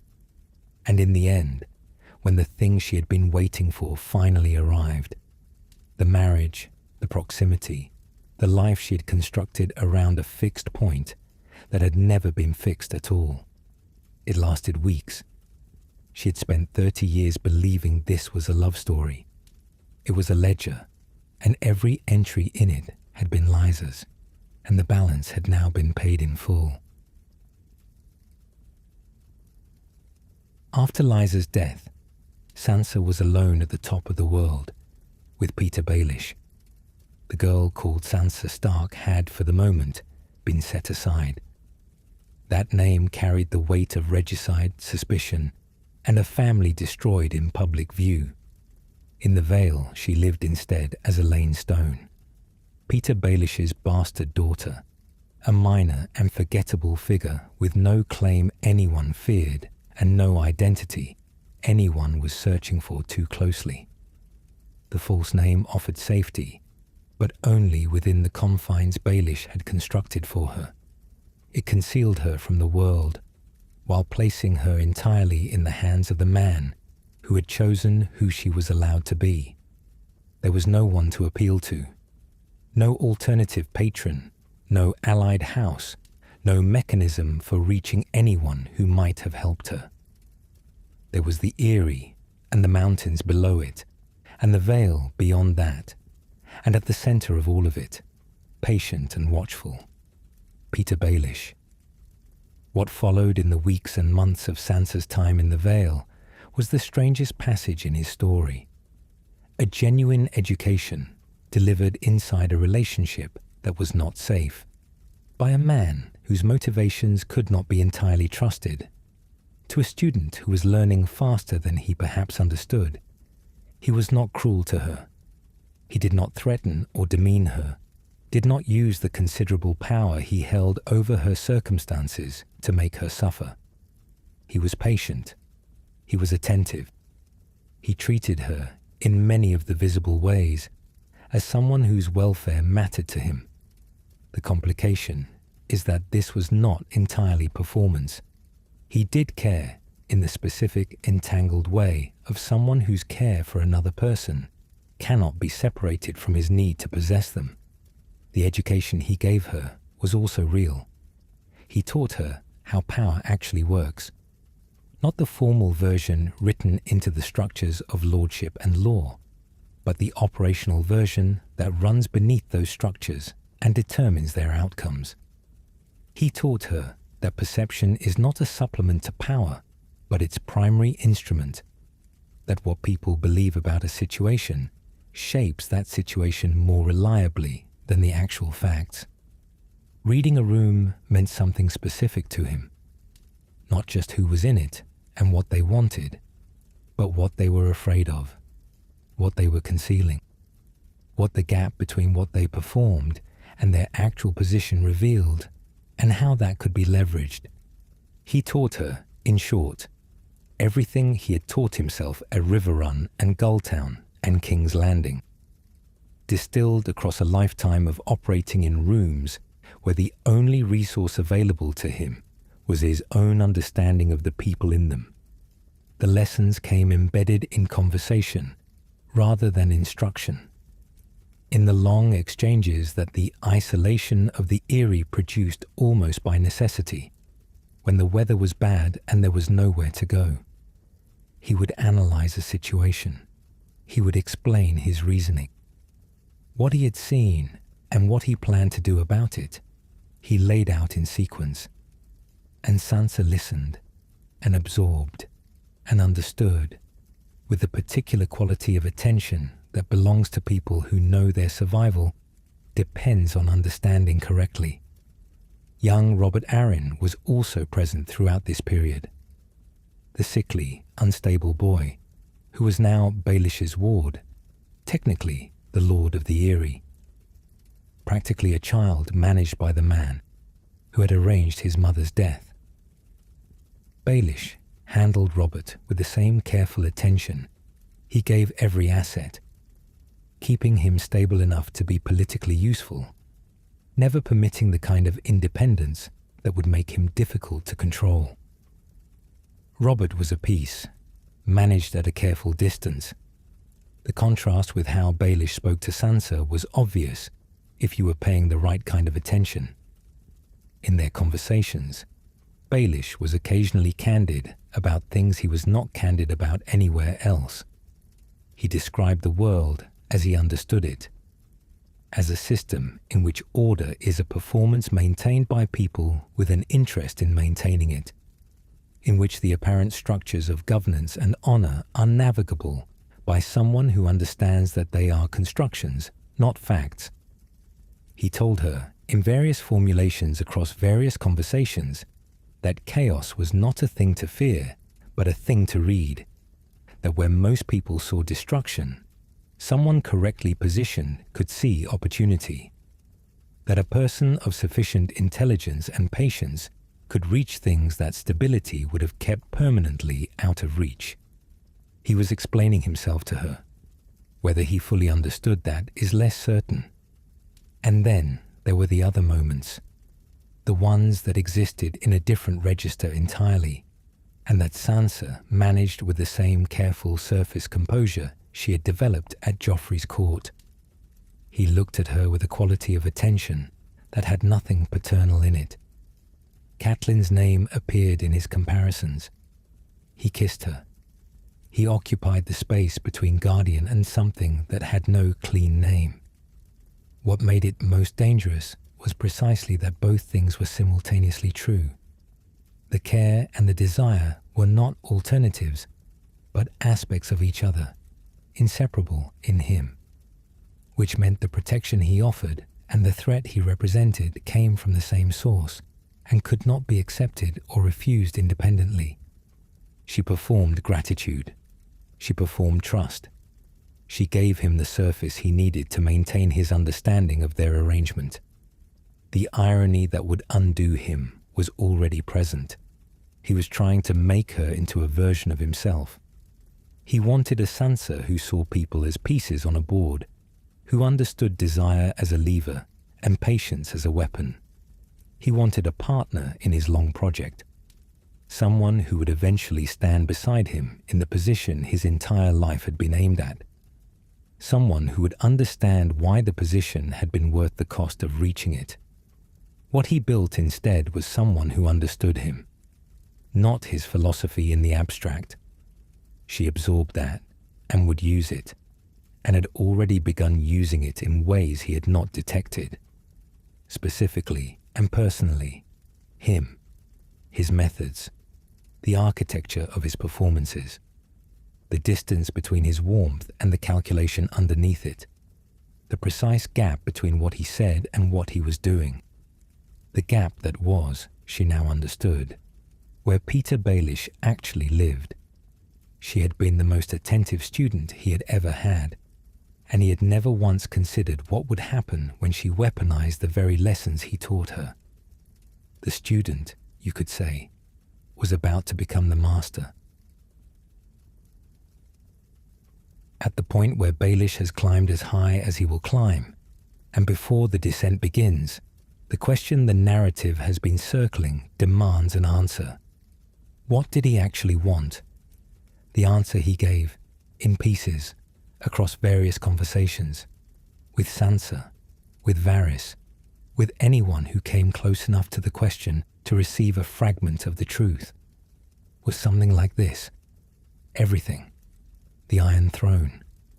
A position above the system that had spent 4 generations treating his family as beneath its notice.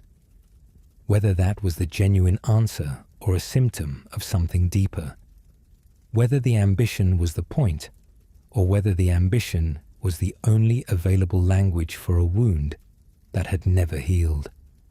We cannot truly say. When Baelish described his vision most explicitly, he described it in terms of Sansa beside him and the Iron Throne ahead of them, and the rest of the world arranged accordingly.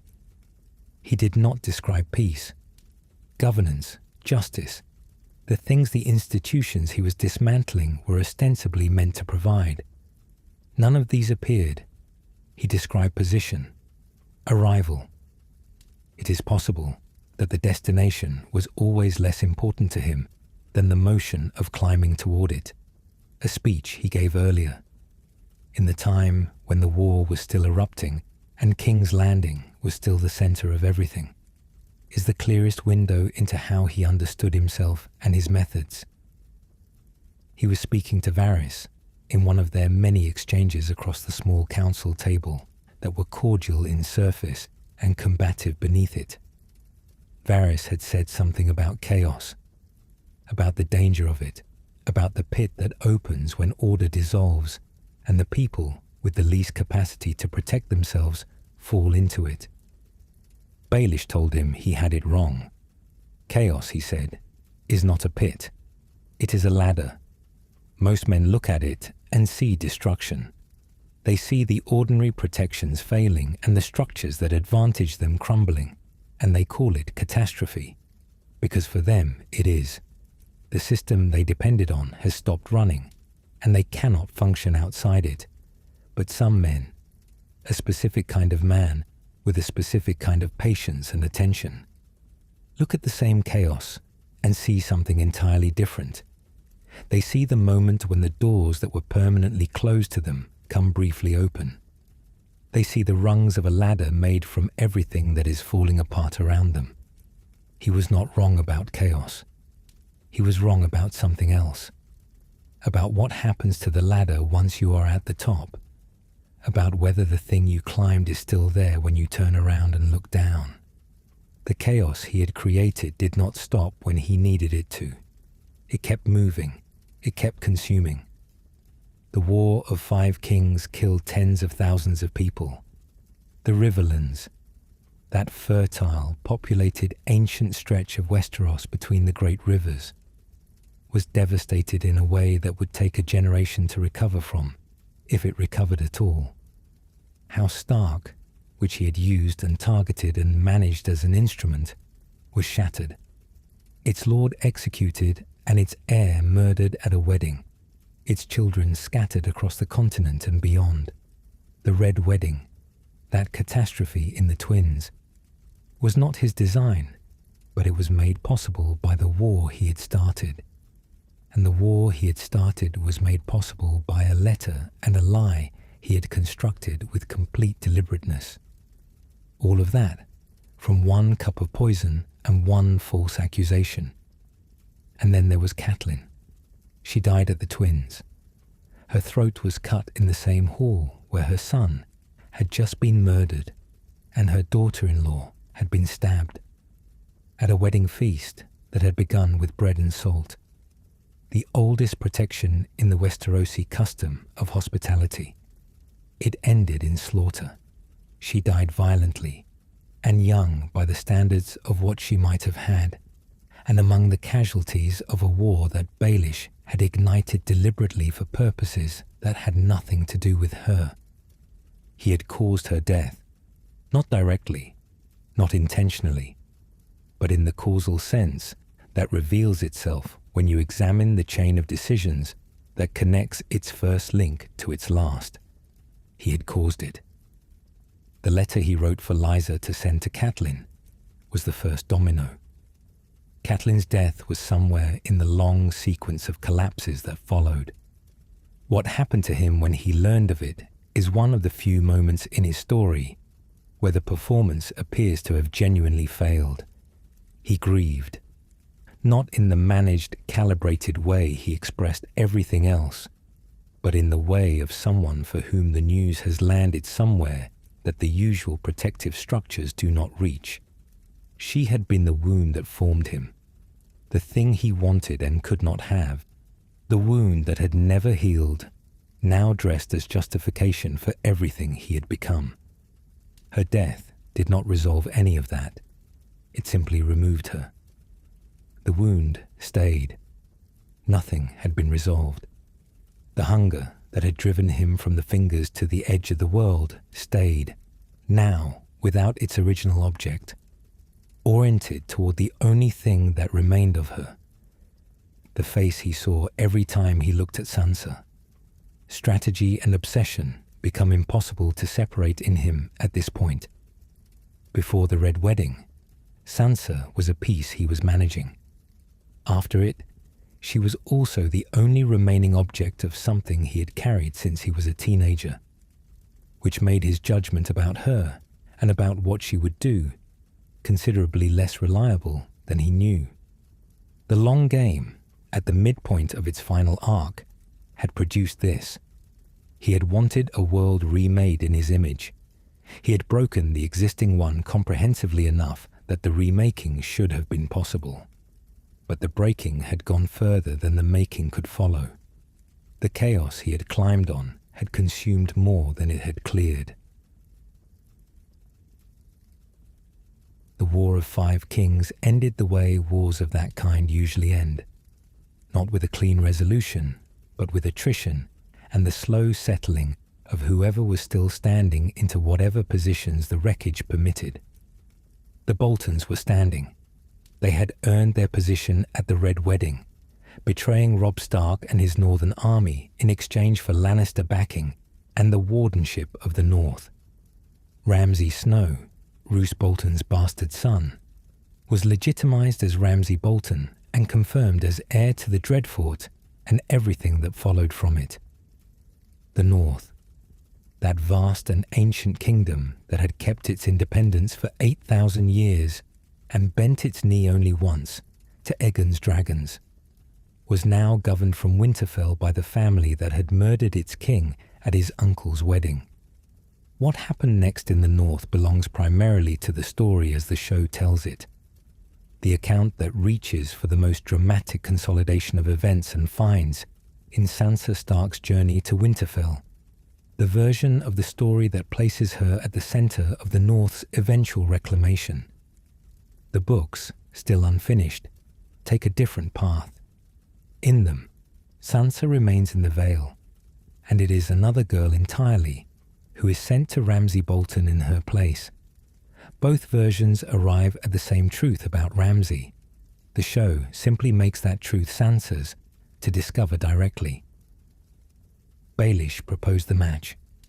The stated logic was coherent, in the way that his logic always was when presented to someone who could not see the full board.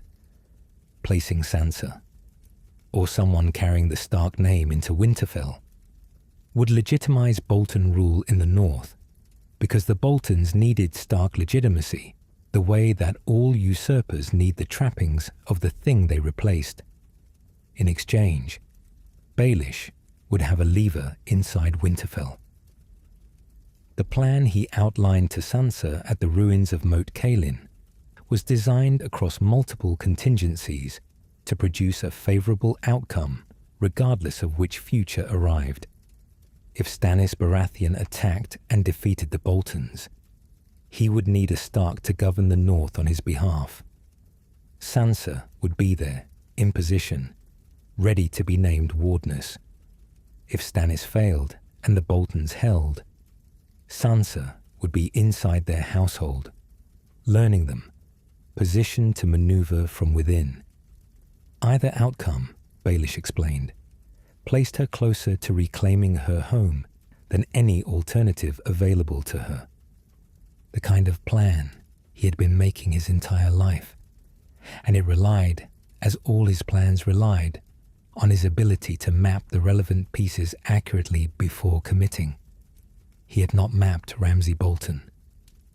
Ramsay's reputation at this point was not the widely distributed, commonly understood fact it would later become. His habits, the hunts and the systematic cruelty, the pleasures he took in others' suffering, were largely confined to the Dreadfort and its surroundings, known to those who lived within his reach and not yet exported to the broader political consciousness of Westeros. Even his own father spoke of him with the exasperated distance of a man embarrassed by an instrument he had chosen to use anyway. Baelish, operating from King's Landing and the Vale, had intelligence networks of considerable reach. But intelligence networks, however sophisticated, report what is visible. What Ramsay did was conducted in private, in a fortress that did not invite scrutiny, in a region that the rest of the realm had little occasion to examine closely. The miscalculation was not, in itself, implausible. The significance lies in what it reveals about the limits of Baelish's particular kind of intelligence. He understood courts. Financial systems were clear to him. He understood the specific variety of ambition and fear and desire that drives people who are operating within political structures, who want things that those structures can provide and fear things that those structures can take away. He understood how to find the lever in any person whose motivations were legible in those terms. Ramsay's motivations, however, were unique and did not necessarily abide by the logic Baelish used to formulate his plans. He was not a political actor in any conventional sense. He did not want power in the way that political actors want power, as a means to security or the status and capacity to shape outcomes. He wanted to cause suffering with the focused, almost aesthetic satisfaction of someone for whom that is the primary experience of being alive. He was not a player. He was a destroyer. And Baelish, who had spent his entire life constructing frameworks for understanding players, had no framework for a destroyer. He found out what he had sent Sansa into when it was too late to do anything about it from a distance. He was absent during what followed, when he eventually arranged a meeting with Sansa, after she had escaped Winterfell with Theon Greyjoy. He told her he had not known the full extent of what Ramsay was. He said it with the careful sincerity of a man who may have been telling the truth and understands that the truth, in this instance, is insufficient. She did not forgive him. She did not fully believe him either.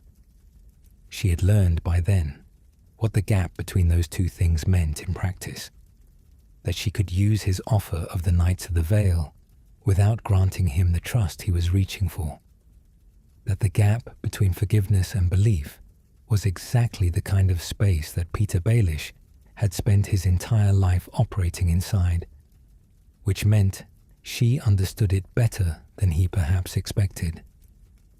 Meanwhile, he went to King's Landing.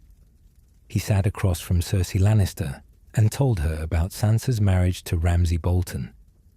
Information that was Cersei's to have, he implied, because he remained loyal to the crown, because he had kept nothing from the Queen that the Queen needed to know. He sought and received Cersei's permission to lead the Knights of the Vale north, to take care of whoever remained standing after the coming conflict between Stannis and the Boltons. He was to be named Warden of the North when the dust had settled. His position at this moment had a specific geometry. He had promised Sansa the Vale's army for the purpose of retaking Winterfell from the Boltons. He had promised Cersei that same army for the purpose of destroying the winner of the Stannis-Bolton conflict, whichever side that turned out to be. In the Crown's interest, the two commitments were incompatible, made to women who were not speaking to each other, in service of a plan that required neither to understand what he had told the other. Managing incompatible promises across multiple parties was something he had done throughout his career. The difference was the rate at which the contradictions were now compounding. The board had more pieces on it than he could reliably track. The information he was managing was increasingly incomplete. The one significant miscalculation, Ramsay, had already cost him the trust of the person whose trust mattered most to his long-term plan. The man who spent 20 years making promises he could keep, because he designed the situation, was now making promises because the situation required them, regardless of whether they were compatible. It is a sign that the board has become larger than his model of it. He was not losing yet, but the quality of the operation had changed. The elegant contingency of the earlier years, the clean moves that produced 3 outcomes simultaneously, was beginning to give way to something more effortful, more improvised. The gaps in his knowledge were no longer small enough to be managed by confidence alone. He was still, in most rooms, the most dangerous person present, but the room was getting harder to manage, and Winterfell, when he arrived there, would contain 3 people he had profoundly underestimated, for different reasons, in different ways, and no good way of knowing it yet. Winterfell had been retaken.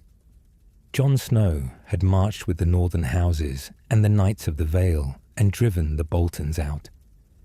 Sansa Stark was Lady of Winterfell, standing in the hall where her father had ruled, and where her family's dead lay in the crypts beneath her feet. The Stark banners flew again. Baelish arrived with his army. He had delivered the Vale's forces as promised, and they had been decisive. He was owed something for that. He intended to collect. He positioned himself at Sansa's side. He offered counsel.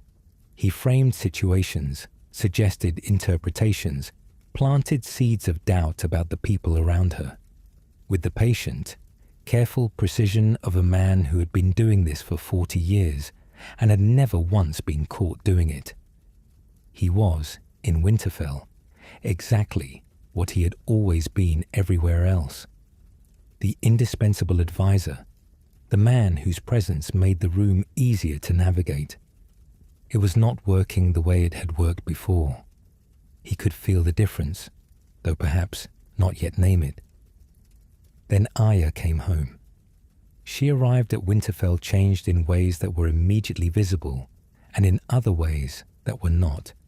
She was harder, quieter in the specific way of people who have learned that silence is more useful than speech in most situations. She moved differently, with a precision and an economy that spoke of training that went well beyond anything she had received at Winterfell as a girl. She looked at Baelish when she met him, the way that people look at something they have already decided about. He assessed her. He filed what he saw.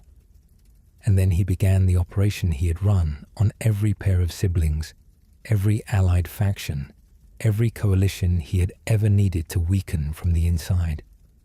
He worked the gap between them. He constructed a narrative in which the sister was a threat to Sansa's position, a wilder, less governable Stark who might undermine Sansa's authority, who might use the letters Sansa had written to discredit her, who might pursue her own agenda at the expense of everything Sansa was trying to build.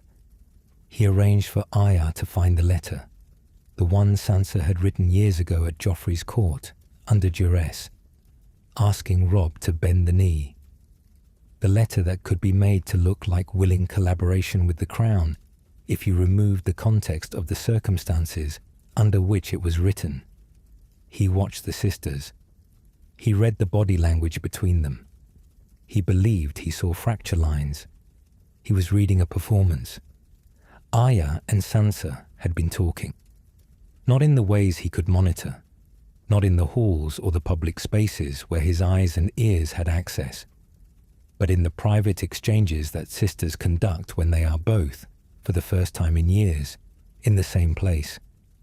And neither of them is being watched by someone who needs them to be performing.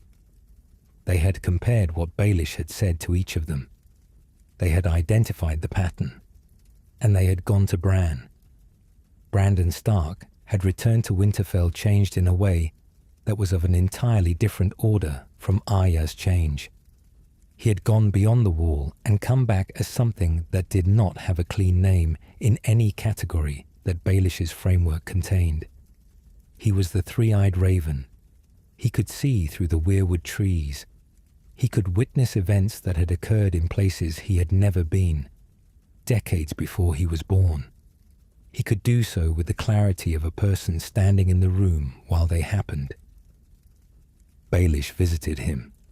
He brought the Valyrian steel dagger as a gift, the blade that had passed through more hands than could be easily accounted for, that had begun its journey in an assassination attempt on the boy now holding it. He presented it as a gesture of goodwill. He smiled. Bran looked at the dagger. Then Bran looked at Baelish and said, "Chaos is a ladder." The exact words, the private words, spoken not in the Eyrie or in Winterfell, but in King's Landing, years ago, in an exchange with Varys. That exchange had occurred in a room Bran had never entered, witnessed by no one who was still alive and in a position to report them. Words that Baelish had not delivered as a policy statement or a declared philosophy, but as a moment of candor between two men who understood each other well enough to be honest. Baelish's expression shifted. He did not know what he was looking at. He had spent his life mapping every person he encountered, reading their desires, their fears, their leverage points, the gap between their performed and actual positions. He had never encountered someone who existed outside the map entirely, someone for whom the normal rules of information and access did not apply, someone who had simply seen things across time and distance that no system of intelligence could have collected. He could not manage what he could not measure, and he could not measure Bran at all. The sisters were not divided. He understood this finally, too late. Sansa called him before the assembled lords of the North and Vale. He walked into the hall expecting what he always expected when he walked into a room, that he would be the most prepared person in it, that the conversation would go where he steered it, that whatever was coming could be managed by someone who understood the room better than anyone else present. 40 years of operating in rooms had produced that expectation as something close to reflex. Sansa did not give him the conversation. She gave him the charges. Lysa Arryn, murdered. Jon Arryn, orchestrated his death. Ned Stark, betrayed to his enemies. Then the dagger. She traced its chain from Baelish's hands to the assassins, and the lie he had told Catelyn about it, and what that lie had cost the realm. Each charge landed with the documentation behind it. Not accusation, evidence, not performance, fact, sourced, specific, delivered without theatre, in the flat, steady register of someone who has had a long time to prepare this and is not interested in the dramatic version. He tried to work it. He invoked their shared history. He reminded her of what he had done for her, of the danger she had been in, and the danger she would return to without his protection. The suggestion that she owed him something ran through all of it, not stated crudely, but present in the architecture of everything he said. None of it landed. He looked at her and understood that the person looking back at him was not the person he had been speaking to in the Eyrie, not the girl who had needed him, not the student who had absorbed his framework and seen the world through the lens he provided. She was looking at him from outside the framework.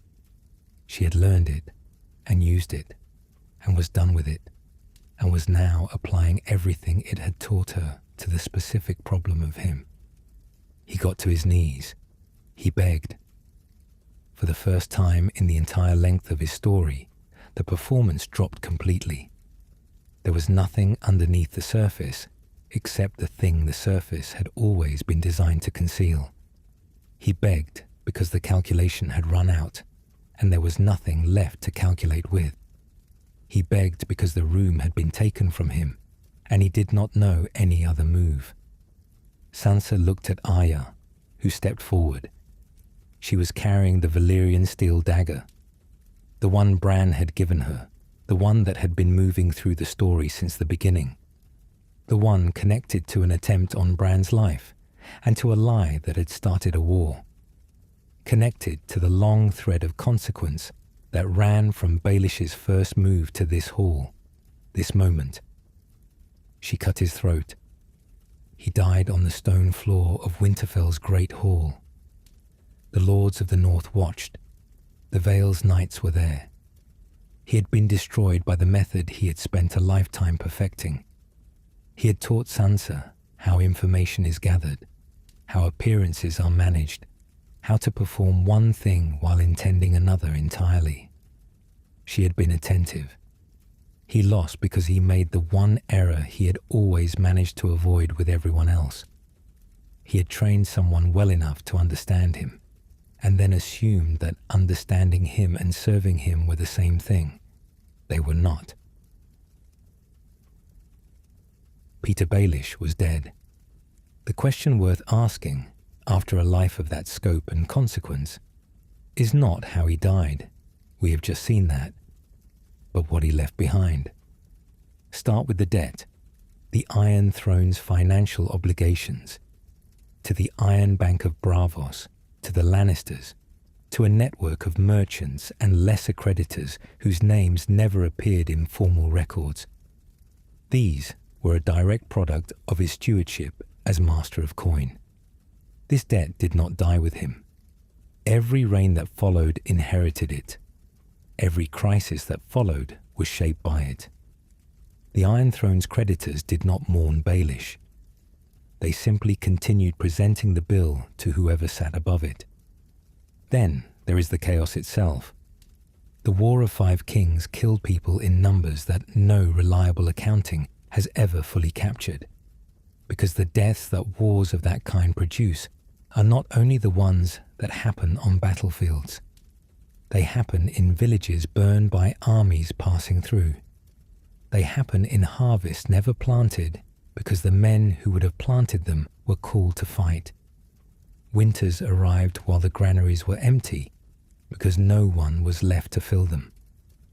The Riverlands, that ancient, fertile, densely populated heart of Westeros, was stripped so completely it would take generations to recover from. House Stark was nearly extinguished, a father executed, an eldest son murdered at a wedding alongside his wife and his unborn child. His mother died in the same hall. Children scattered across the continent and beyond. The family that had governed the North for 8,000 years reduced, in the space of a few years, to a handful of survivors who did not know if the others were still alive. The Night's Watch, that ancient institution whose purpose was the only defense the realm had ever had against what lay beyond the wall, was systematically weakened across the years of the war, starved of recruits and resources at the precise moment when the threat from the north was beginning to stir again. The long night, when it came, almost succeeded in ending everything. The connection between Baelish's decisions and that near extinction is not direct. It passes through too many intervening causes, too many decisions made by too many other people. to be laid entirely at his feet, but it passes through them. The destabilization he engineered created the conditions in which every subsequent catastrophe became easier, and every subsequent defense became harder. He never thought that far ahead. He was not thinking about the Night's Watch or the army of the dead when he wrote Lysa's letter and provided the poison. He was thinking about the next move, and the move after that, and the position those moves would produce. The consequences that propagated beyond his intended range were not part of the plan. They were what happens when you move something large in a space that is more interconnected than you have bothered to map. Some of what he built endured. The Vale's army, the Knights of the Vale, the force he had assembled through his marriage to Lysa. The army arrived at Winterfell in time to turn the Battle of the Bastards from a certain defeat into a decisive victory. Without them, Jon Snow's forces were encircled and being systematically destroyed. With them, the Boltons were routed, Winterfell was reclaimed, and the North had a leader capable of facing what was coming from beyond the wall. That outcome, specific, consequential, broadly positive, was a product of Baelish's work. He built the army. North was where he sent it. He did not live to see what it accomplished, but the accomplishment was real. And then there is Sansa. She is, in the end, what he left that mattered most. The political intelligence that will govern the North. The understanding of how power actually operates. Not the formal version, not the version written into the structures of law and lordship, but the operational one, the one that runs beneath those structures and determines their outcomes. The patience, the capacity to hold a surface steady while something very different moves beneath it. All of that came, in part, from watching Petyr Baelish operate in rooms, from absorbing what he was doing and why it worked, from the education he delivered inside a relationship that was not safe but was, in the strictest sense of the word, real. He taught her to see the board. She used that sight to remove him from it. He wanted a world where a man could rise as far as his mind could carry him, regardless of name or blood. He had spent his entire life building that world, one move at a time, from the fingers to the eyrie to the stone floor of Winterfell. And he built it, the world he had wanted, the one in which intelligence and patience and the willingness to understand people more precisely than they understood themselves constituted a sufficient foundation for power. That world existed, at least in the person of Sansa Stark, who had learned it from him and then turned it on him with complete effectiveness. He built it. He did not survive it. The longer view reaches back further than the trial or the war to where this began. Petyr Baelish was not born evil. That framing is too simple and too convenient, and it lets too many other things off the hook. He was born irrelevant, which is a different thing entirely, and in certain temperaments a considerably more dangerous one. The world had decided, 4 generations before he arrived in it, what kind of person he was and what kind of ceiling applied to that person, and it had communicated that decision with the particular efficiency of systems that do not need to announce themselves because they are simply the way things are. He decided not to accept it. Everything that followed, the patience, the information networks, the debt architecture, the murders, the wars, the careful management of other people's desires and fears and loyalties, was a response to that original decision. He had looked at the world that had decided he did not matter and concluded that the world was wrong, and that the way to demonstrate its wrongness was to take from it, piece by piece, everything it had withheld. The tragedy is not that he failed. He did not, in any simple sense, fail. He climbed higher than anyone from his position had any right to expect. He moved pieces that no one else could have moved. He altered the course of history across an entire continent, and did it largely without anyone understanding what he was doing or who was doing it, which was in itself a form of mastery that very few people in the history of the game had matched. The tragedy is that success and failure were, for him, the same process. Every step up required another person used and discarded. Every move closer to the destination required another piece of the world destroyed. By the time he was near enough to see what he had been climbing toward, enough had been consumed in the climbing that the destination no longer existed in the form he had been climbing toward. The dagger, finally, demands its own accounting. A Valyrian steel blade, old and sharp, that moved through the story from its very beginning to its very end. It began its visible journey, in an assassination attempt on a comatose child in a tower at Winterfell. It passed through Catelyn's hands and Ned Stark's study, accumulating consequence across years, and came at last to Bran, and from Bran to Arya, and from her to the throat of the man most connected to everything it had ever been used for. There is an unmistakable symmetry to the knife's journey. It started and ended with Petyr Baelish. Only he was on the floor, his throat slit, and his final move played.